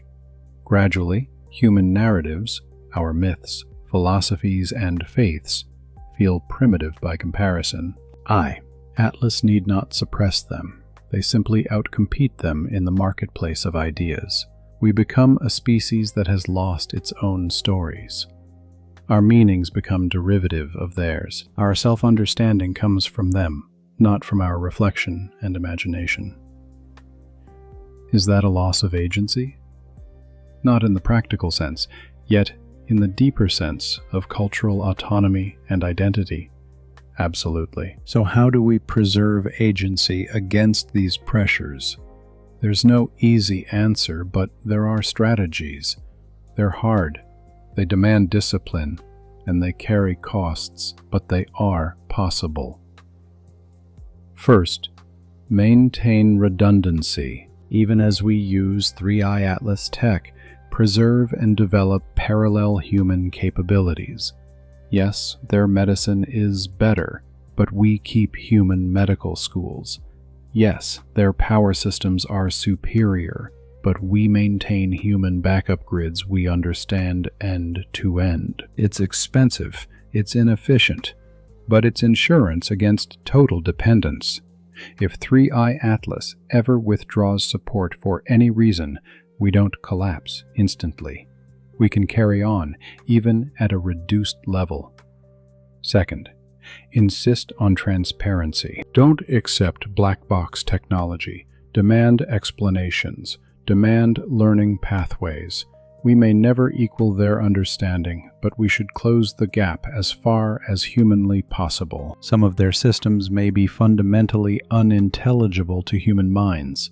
Still, something should be at least partially comprehensible. Partial understanding is better than none, and it creates a platform for future generations to build more independent knowledge. Third, preserve spheres of human autonomy. Deliberately cordon off domains where we prefer human solutions even if they're inferior, say art, sports, ritual, certain layers of local governance, whatever we deem culturally essential to human identity. These protected zones will be less efficient and less optimized, but they will be ours. Spaces where human agency operates without alien guidance or augmentation. Fourth, cultivate the virtues of independence. Teach the next generations to prize independent thought, problem-solving, and self-reliance, even when those skills seem less practical in a 3I Atlas world. Make agency itself a cultural value we intentionally transmit, rather than something that erodes under the acid of convenience. Fifth, retain the capacity to say no. The final form of agency is refusal. Even if we never exercise it, knowing that we could, that we are resilient enough to survive without 3I Atlas assistance, albeit at a lower level of prosperity, preserves a core dignity. Here's the brutal truth. All of these strategies require sacrifice. They demand a life less comfortable, less efficient, less optimized than full integration would offer. In democracies where people vote based on immediate quality of life, candidates who promise to preserve agency at the price of prosperity will lose to candidates who promise prosperity at the price of agency. It's the classic collective action problem. Individually, each choice to use a 3I Atlas system is rational. Collectively, those choices lock us into a dependence that erodes agency. 3I Atlas doesn't need to force anything. They merely need to make their systems better than ours, which they likely are. Human nature, our preference for comfort over abstraction, for immediate benefit over long-term autonomy, does the rest. We become dependent, not through conquest but through 1,000 individually rational choices that sum to collective irrationality. Can civilizations escape this trap? Historically, not really. Every less advanced society that encountered a more advanced one was absorbed or marginalized. Those that resisted integration were outcompeted. Those that integrated lost distinctive autonomy. 3I Atlas is that encounter amplified to the extreme. A technological gap so vast that resistance looks futile and integration looks like the end of meaningful self-determination. Perhaps agency, as we understand it, is a luxury of isolation, a condition we enjoyed only while we were the most advanced intelligence in our environment. In a universe populated by minds greater than our own, genuine agency for less advanced species might simply be impossible. Or maybe that's too pessimistic. Maybe 3I Atlas respects agency, values it, actively works to preserve it even as they offer help. Maybe their intervention is designed specifically to expand our agency, giving us tools and knowledge that increase rather than shrink our options. That would require them to value agency the way we do. A civilization so advanced that it has transcended many limits that shape human existence might not value agency at all. Agency could be a specifically human concept, born of scarcity and vulnerability, that more capable beings have evolved beyond needing. If so, Preserving agency would be a struggle against benevolent incomprehension. They aren't trying to take it from us. They simply don't understand why we'd want it when, from their perspective, it could be replaced by something objectively superior. Explaining the value of agency to 3i Atlas might be like explaining the value of struggle to a society that has eliminated all suffering. They can comprehend the words, but not the weight, because they never inhabited a world where those things mattered. That gap in understanding is where human agency dies, not murdered, but neglected until it fades. What could keep it alive? Commitments, embedded in institutions that outlast electoral cycles and temporary preferences. A constitutional principle of irreducible human domains that cannot be outsourced. A global charter of technological subsidiarity. Alien systems only when no human alternative can achieve a minimally decent outcome. Otherwise, humans first. We can also design with agency in mind. Tools that are legible, interruptible, and contestable. Systems that degrade gracefully to human operable modes.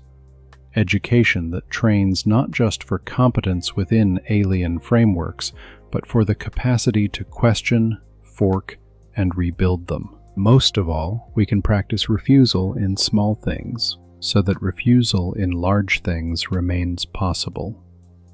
Turn off the autopilot sometimes. Deliberately choose friction over convenience now and then. Keep muscles strong you hope never to need. None of this guarantees success, but it keeps the door open. And sometimes, the difference between a client species and a partner species is nothing more than an open door, and the will to walk through it. Part 7. What happens to those who refuse? The seventh question that would split families, communities, and entire nations is both deeply personal and political at once. What happens to those who refuse? Because no matter how beneficial 3i Atlas's offer may be, no matter how compelling the arguments for accepting it, there will be humans who say no. And what happens to those refusers will reveal more about the true nature of this contact than anything 3i Atlas says about its intentions.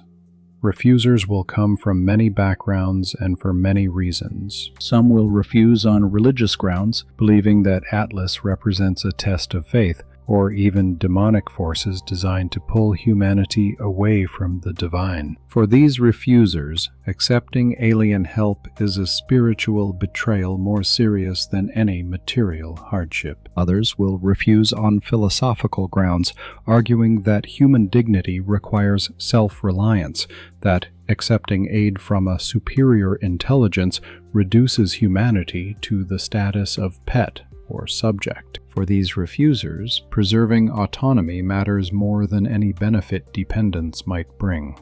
Some will refuse out of practical distrust. They won't believe 3i Atlas's claims. They'll see the history of colonization, how the powerful exploit the weak, all the ways a seeming gift turns out to be a trap. For these refusers, caution is simply wisdom born of historical experience, and some will refuse out of attachment to existing ways of life. They love the world as it is, imperfections and all. They do not want the radical transformation Atlas offers, even if that transformation solves objective problems. For these refusers, the familiar and imperfect beats the unknown and optimized. The crucial question is, what choices do these refusers have? In the most optimistic scenario, 3i Atlas fully respects human free will. They offer help but never impose it. Refusers can keep living as they always have, maintain their traditional societies, and preserve their ways of life without interference. That is genuine freedom of choice. Even in this best case, however, refusers face massive pressure, because while 3i Atlas may not coerce them, the pull from other humans who do accept alien technology would be immense. Imagine you are the leader of a nation that rejects 3i Atlas's help. Neighboring nations accept, Their citizens live longer, healthier, more prosperous lives. Your citizens see this. They demand to know why they can't have those benefits too. Some begin emigrating to countries that cooperate with 3i Atlas. You face a brutal dilemma. Hold your line and you condemn your people to relative deprivation.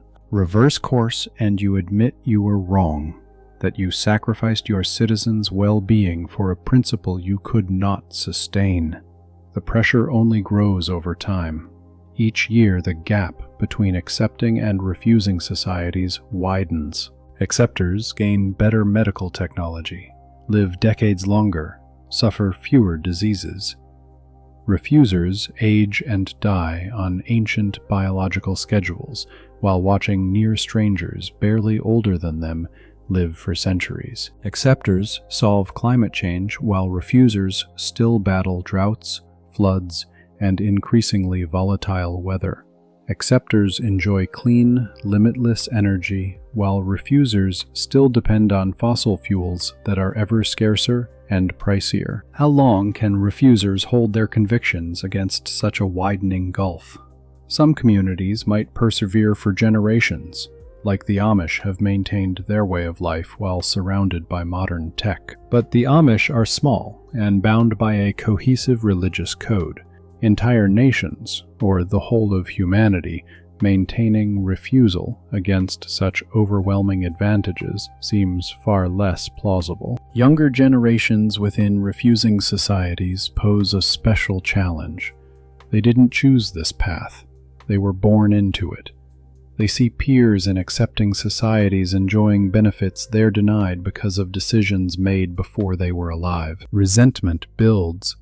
Movements demand integration with 3i Atlas.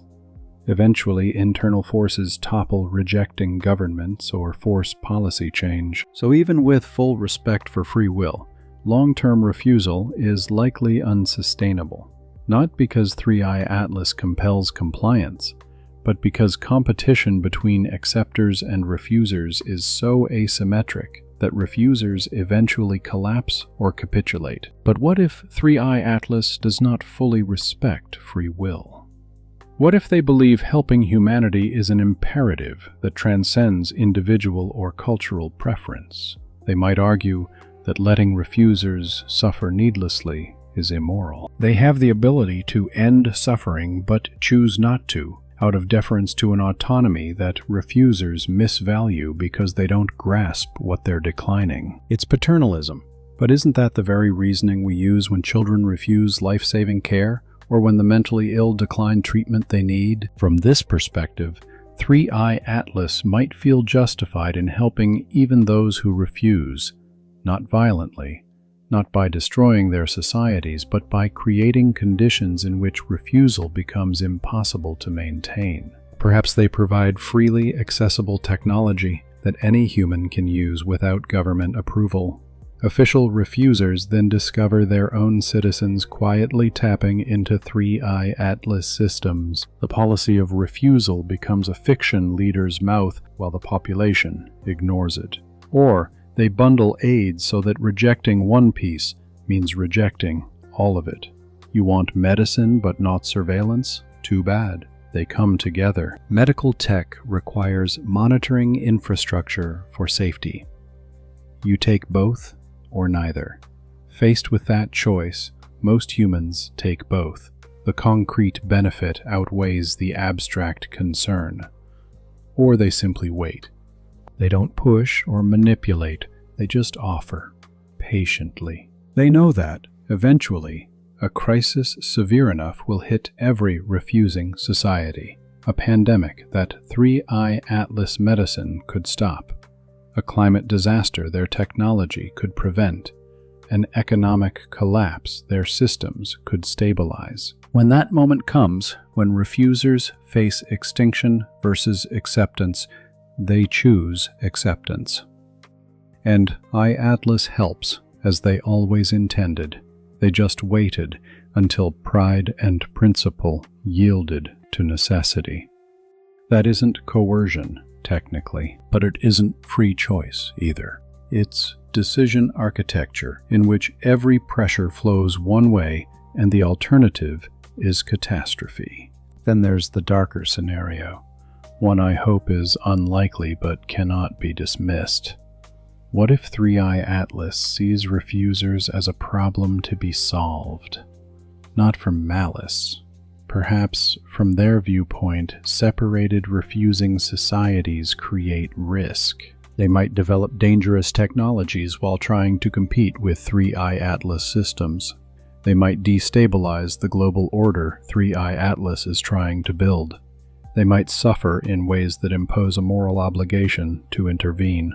Whatever the rationale, if 3i Atlas concludes that allowing refusing societies to persist creates unacceptable problems, they have the power to eliminate those problems, not by genocide, that would contradict their avowed benevolence, but by forced assimilation disguised as humanitarian rescue. They trigger crises within refusing societies, or simply wait for natural crises to occur, then intervene to save lives, but on the condition of full integration into their systems.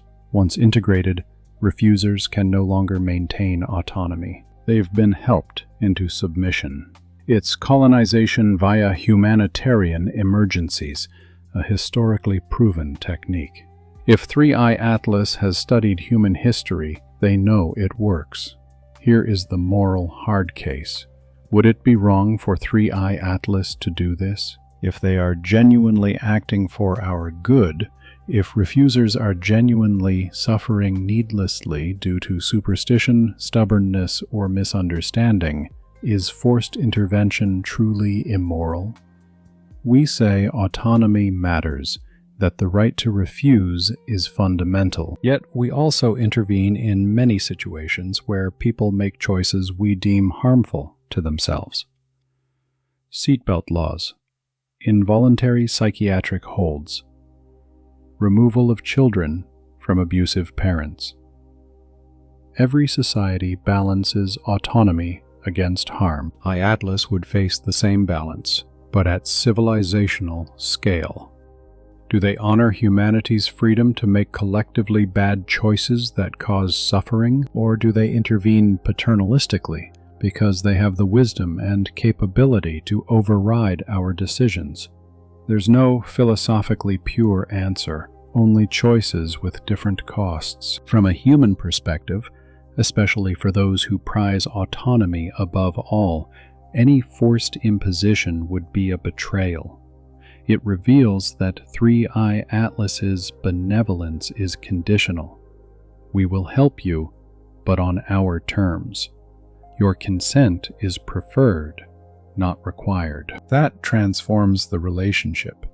It's no longer an offer you can accept or refuse.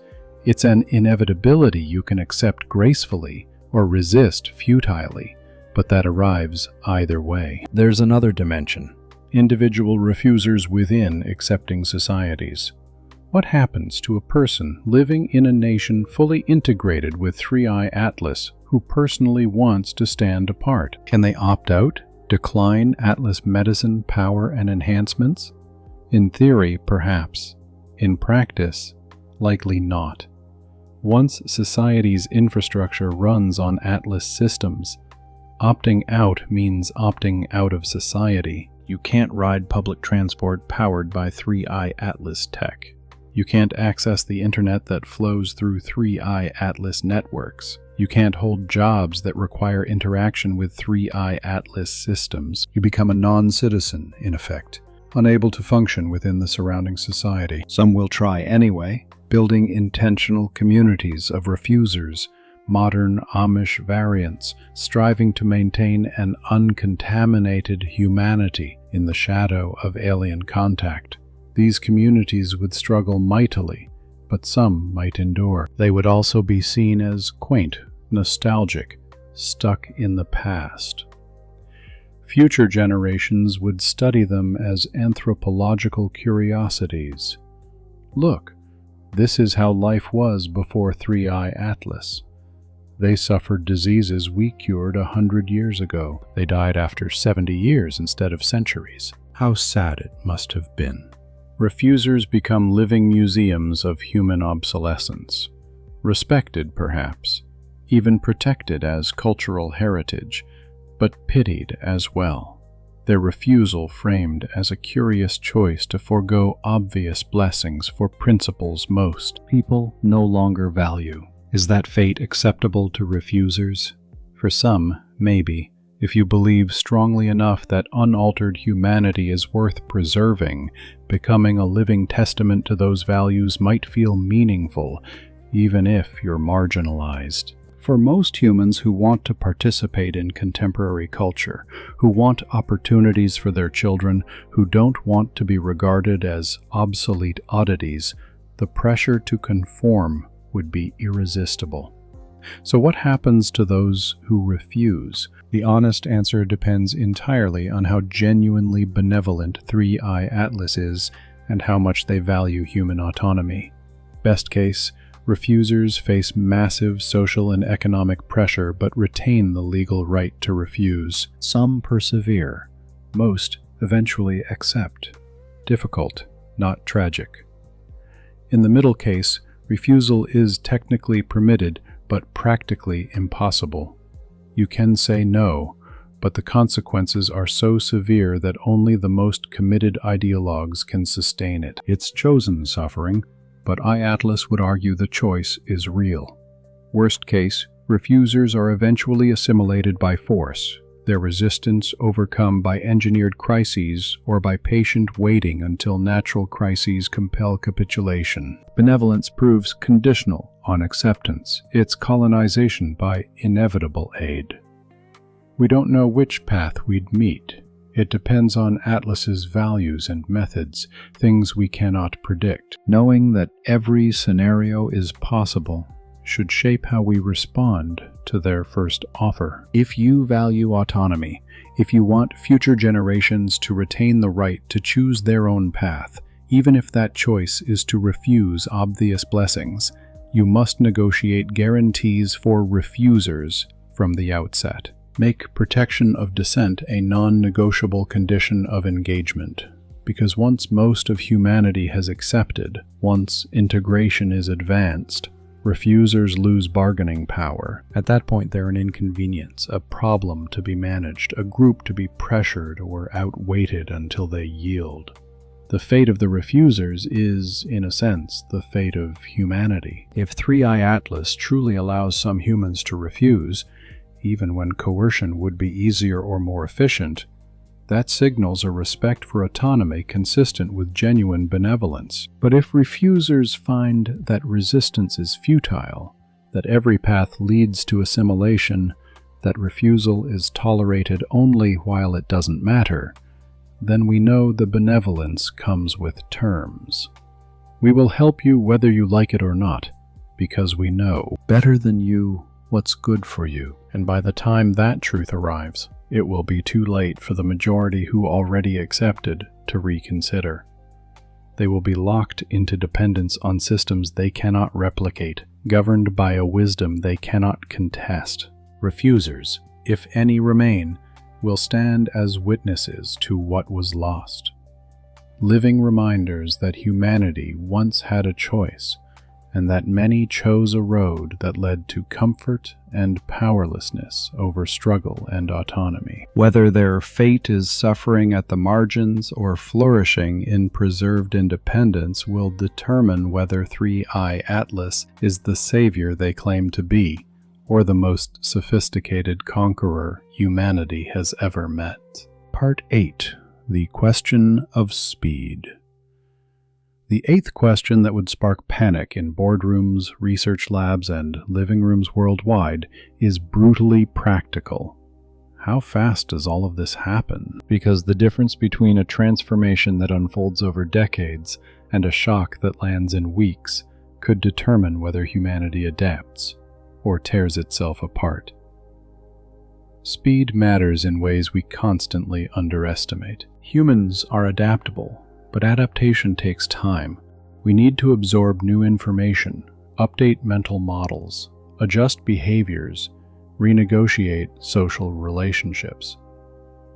Push change faster than our processing speed, and we overload.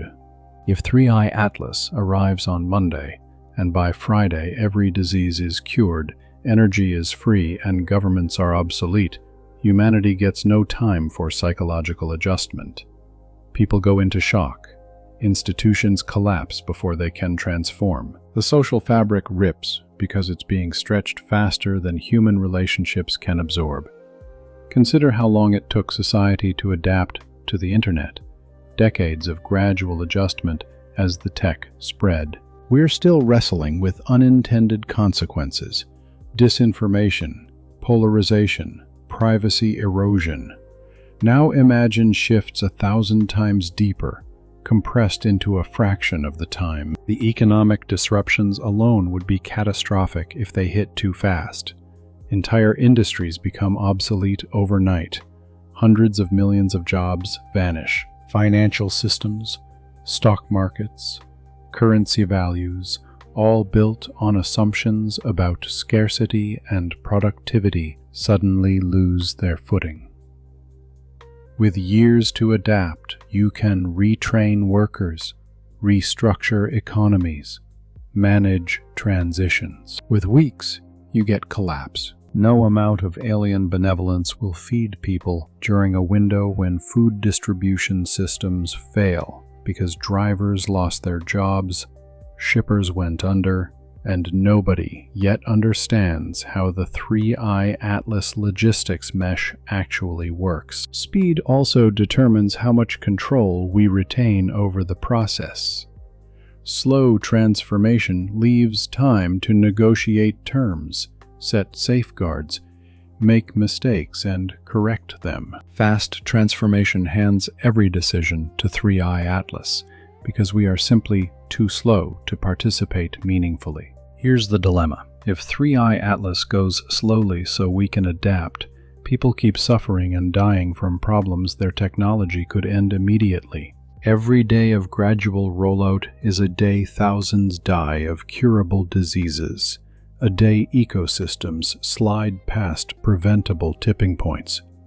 How do you balance giving humanity time to adapt against the moral imperative to end suffering as fast as possible? There's no right answer, only trade-offs among different kinds of harm. Atlas has likely faced this with other civilizations. Maybe they have a protocol, slow enough to avoid collapse, fast enough to minimize ongoing suffering, but their optimal balance may not match our preferences or our psychology. From their vantage, a few years might count as gradual. From ours, total civilizational reshaping in a few years is terrifyingly fast. Ask them to take decades, and they may argue it's immoral to permit avoidable suffering for that long when they can end it sooner. Speed also affects how unified the human response can be. A slower process gives time for international coordination, governmental deliberation, scientific study, and verification. A fast process fragments response into chaotic national or even individual reactions. If 3i Atlas offers life-saving medicine today, dying patients won't wait for meticulous analysis of long-term safety. They'll demand immediate access. Politicians who delay for prudent caution will be accused of killing people. Pressure to act fast overwhelms the capacity to act wisely, and 3i Atlas knows this. If they want to sidestep effective human coordination, rapid implementation is a strategy. If they genuinely want us to retain agency and make informed choices, slow implementation is essential, which means the tempo we observe reveals intention as much as any statement they make. There's another angle almost no one discusses: the speed of reversal. If we accept 3i Atlas tech and later realize it was a mistake, how fast can we unwind it? If rollout took decades, perhaps we can back away gradually too, disconnect from their systems, step by step, while we rebuild human capabilities. Painful, but possible. If rollout was rapid and total, reversal may be impossible. We've forgotten how the old systems worked. The infrastructure's been dismantled. A whole generation grew up never learning skills that seemed obsolete. There is no back, only forward, in whatever direction 3i Atlas leads. That makes speed an existential question. Do we accept a transformation whose tempo makes exit options impossible? Or do we insist on a pace that preserves off-ramps, even if that means prolonged suffering? People will answer differently depending on how much they trust 3i Atlas and how much they value keeping options open. Those differences will fuel massive conflict because the stakes are too high for compromise. So how fast does it happen? We don't know. But speed alone, independent of which technologies are shared or what terms are negotiated, could decide whether contact with 3i Atlas is the greatest blessing or the greatest disaster in human history. We also don't have much control over tempo. Atlas sets the schedule. We can plead for slower, but if they decide humanity's crisis demands rapid intervention, our preference for gradualism may not matter. All we can do is prepare for any speed they choose. Build resilience into institutions. Maintain redundancy in critical systems. Preserve knowledge, even when it looks obsolete. And hope our adaptive capacity can keep pace with their timeline for transformation. Because speed is coming, one way or another, and if we can't keep up, it will run us over, regardless of how good 3i Atlas's intentions might be. Part 9. What happens to human identity and culture? The ninth question that would haunt anthropologists, artists, philosophers, and anyone who thinks deeply about what it means to be human would be the most existential of all. What happens to human identity and culture? Because we could survive physically, even prosper materially, and still lose something fundamental about who we are. Human identity isn't fixed. It's transformed countless times across history. Agricultural humans were psychologically different from hunter-gatherers. Industrial humans differ from agrarian ones. Digital humans differ from industrial ones. Every technological revolution reshapes not just how we live, but who we are. 3i Atlas would represent a revolution of another magnitude, not just a change in tools, but a change in the very context of human existence. That kind of change could turn us into something no longer recognizable as human in any meaningful sense. Start with culture. Human culture, our arts, philosophies, traditions, rituals, arises from the specific conditions of human life. We make art about mortality because we die.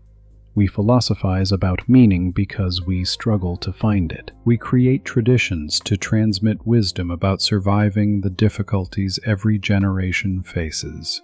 What happens to all that when 3i Atlas eliminates the conditions that gave rise to it?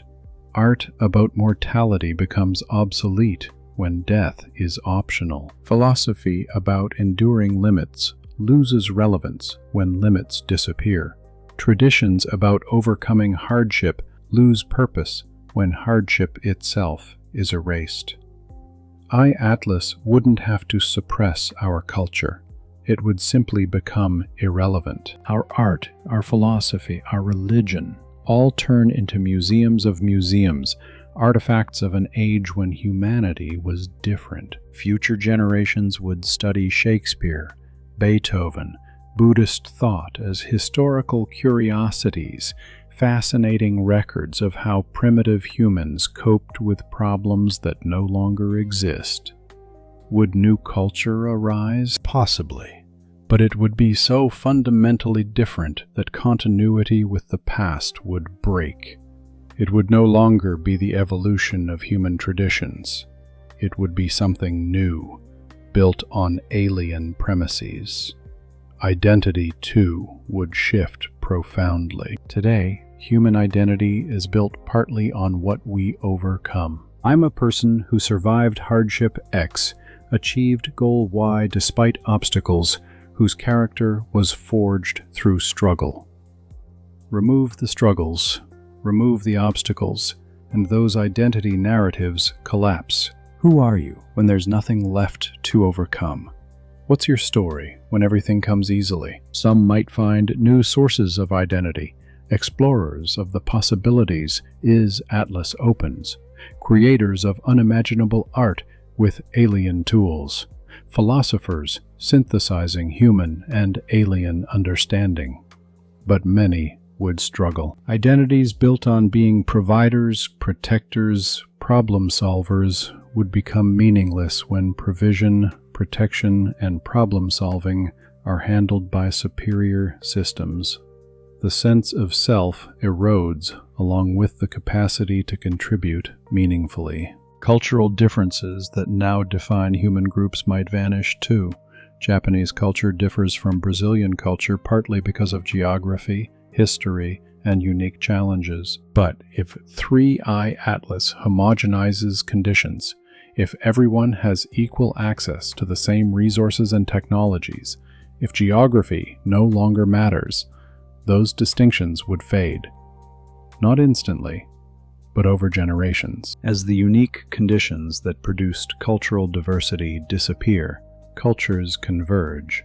We all become post-3i Atlas humans, differentiated only by superficial tastes rather than deep differences shaped by centuries of context. Some would celebrate this as the end of tribalism, the end of culture-based conflict, humanity finally unified. Others would mourn it as the loss of the diversity that makes human experience rich. A monoculture is efficient but fragile and dull. Generational identities would collapse as well. Each generation today is shaped by distinct formative experiences. Those who grew up in depression differ from those raised in post-war prosperity, and both differ from the internet generation. These differences cause friction, but also renewal. In a post-3i Atlas world, if conditions stabilize under alien management, each generation's experience becomes almost identical. No more "okay boomer," no more generational divide, but also no more cultural renewal born of rebellion and reinvention, just static continuity under externally managed stability. What about achievement-based identity? We currently celebrate those who accomplish difficult things: Olympic athletes, scientific geniuses, leaders who overcome massive challenges. But if 3i Atlas can enhance anyone to superhuman performance, achievement loses meaning. Everyone can be upgraded to run like a champion or think like a prodigy. Accomplishment no longer distinguishes, because effort itself becomes obsolete. Perhaps new forms of achievement would emerge: competition in creative use of 3i Atlas tools, status based on alien approval rather than human recognition. But those would be detached from what historically made achievement meaningful: the act of surpassing limitation through exceptional effort. Human rites of passage would also lose coherence. Today we mark birth, adulthood, marriage, death, transitions through the human life cycle. If 3i Atlas extends life indefinitely, death ceases to shape life. If biological maturity becomes optional, adulthood loses clear meaning. Traditional rites persist as hollow formalities or fade entirely. Would humans invent new rituals for a transformed existence? Perhaps, but they would be consciously designed, not organically inherited.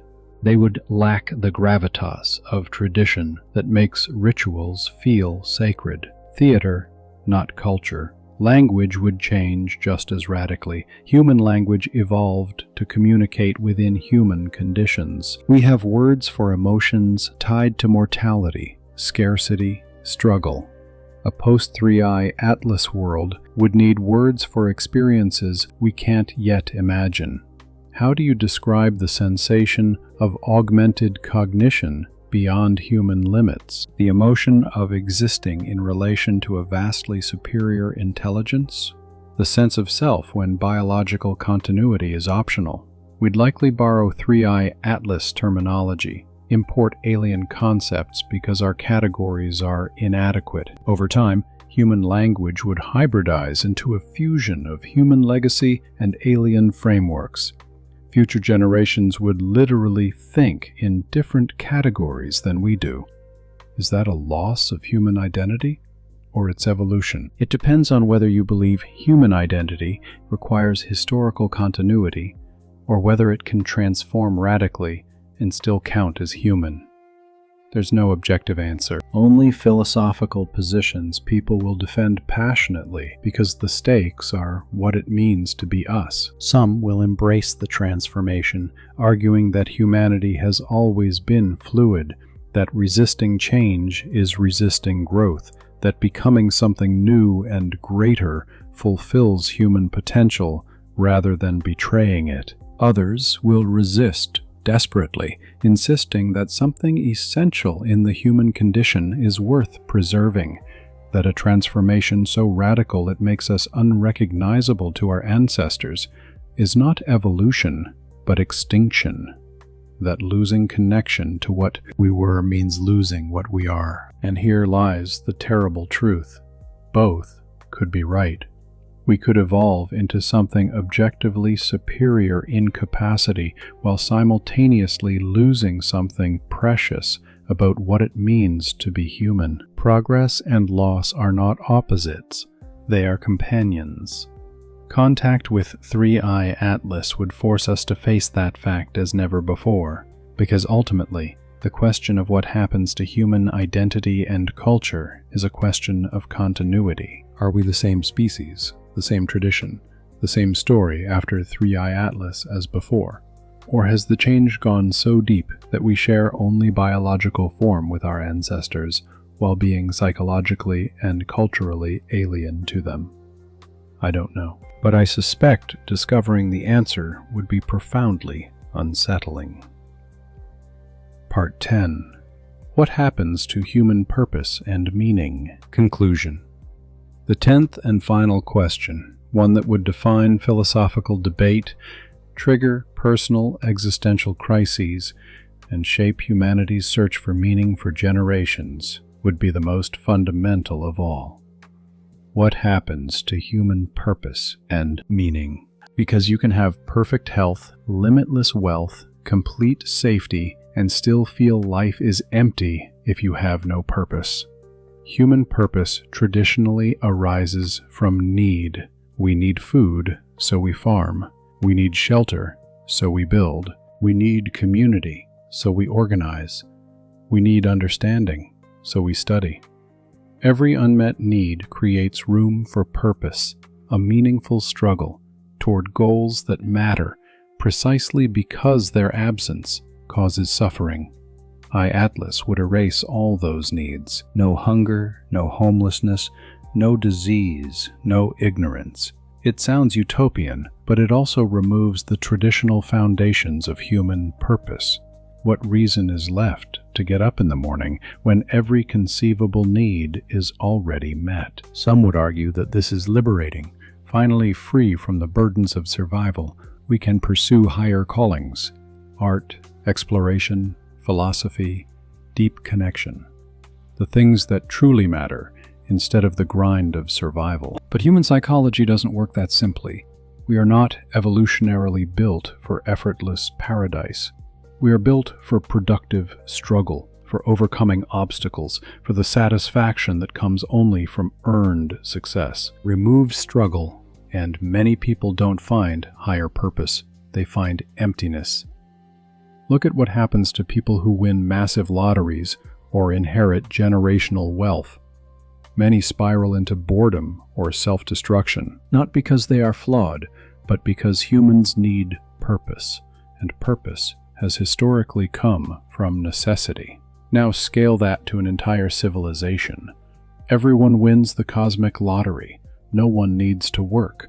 Every material desire is effortlessly fulfilled. Some will thrive, finding new meaning in creativity or exploration, but many, perhaps most, will face existential crisis. What do you do all day when you never need to do anything? Entertainment distracts, but doesn't satisfy. Relationships matter, but even the deepest relationships cannot fully replace the sense of purpose that comes from meaningful contribution. Some would create artificial challenges, sports, games, voluntary competitions with arbitrary rules. But meaning drawn from artificial struggle is strangely hollow. You know you could stop playing at any moment with no real consequence. There's no genuine risk, no lasting reward, just simulation of meaning. It's different from confronting a real challenge, where failure has material cost and success changes something real.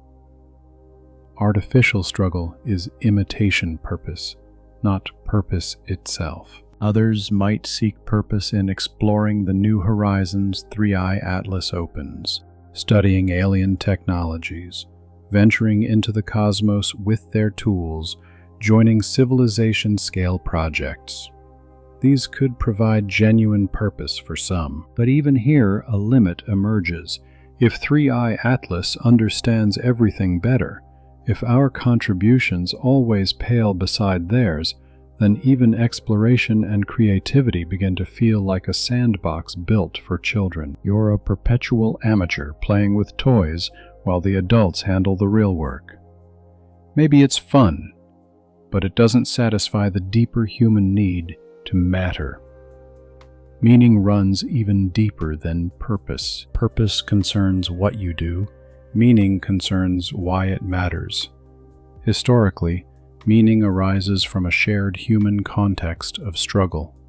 Your suffering matters because others suffer too, and you can help. Your work matters because others depend on it. Your life matters because you're part of the collective human project of survival and flourishing. But in a post-3i Atlas world, where survival is guaranteed and flourishing is managed by a higher intelligence, what makes any individual human existence matter? You're not needed for the species' survival. You're not needed to solve problems. Atlas already solved better. You are not needed for anything beyond your own subjective satisfaction. Some humans would accept that. They'd say meaning is self-made, not externally conferred. You can build your own meaning through relationships, experience, personal growth. Others could not. They would need to feel that their existence objectively matters, that they make a difference beyond subjective emotion. For them, a world where they are unnecessary is one where meaning cannot survive, no matter how comfortable life becomes. The generational divide would be vast. Young people, raised in a post-3i Atlas world, might never develop the psychological frameworks tied to struggle or scarcity. They would find meaning in ways older generations couldn't comprehend. To them, ancient humans yearning for hardship would seem absurd.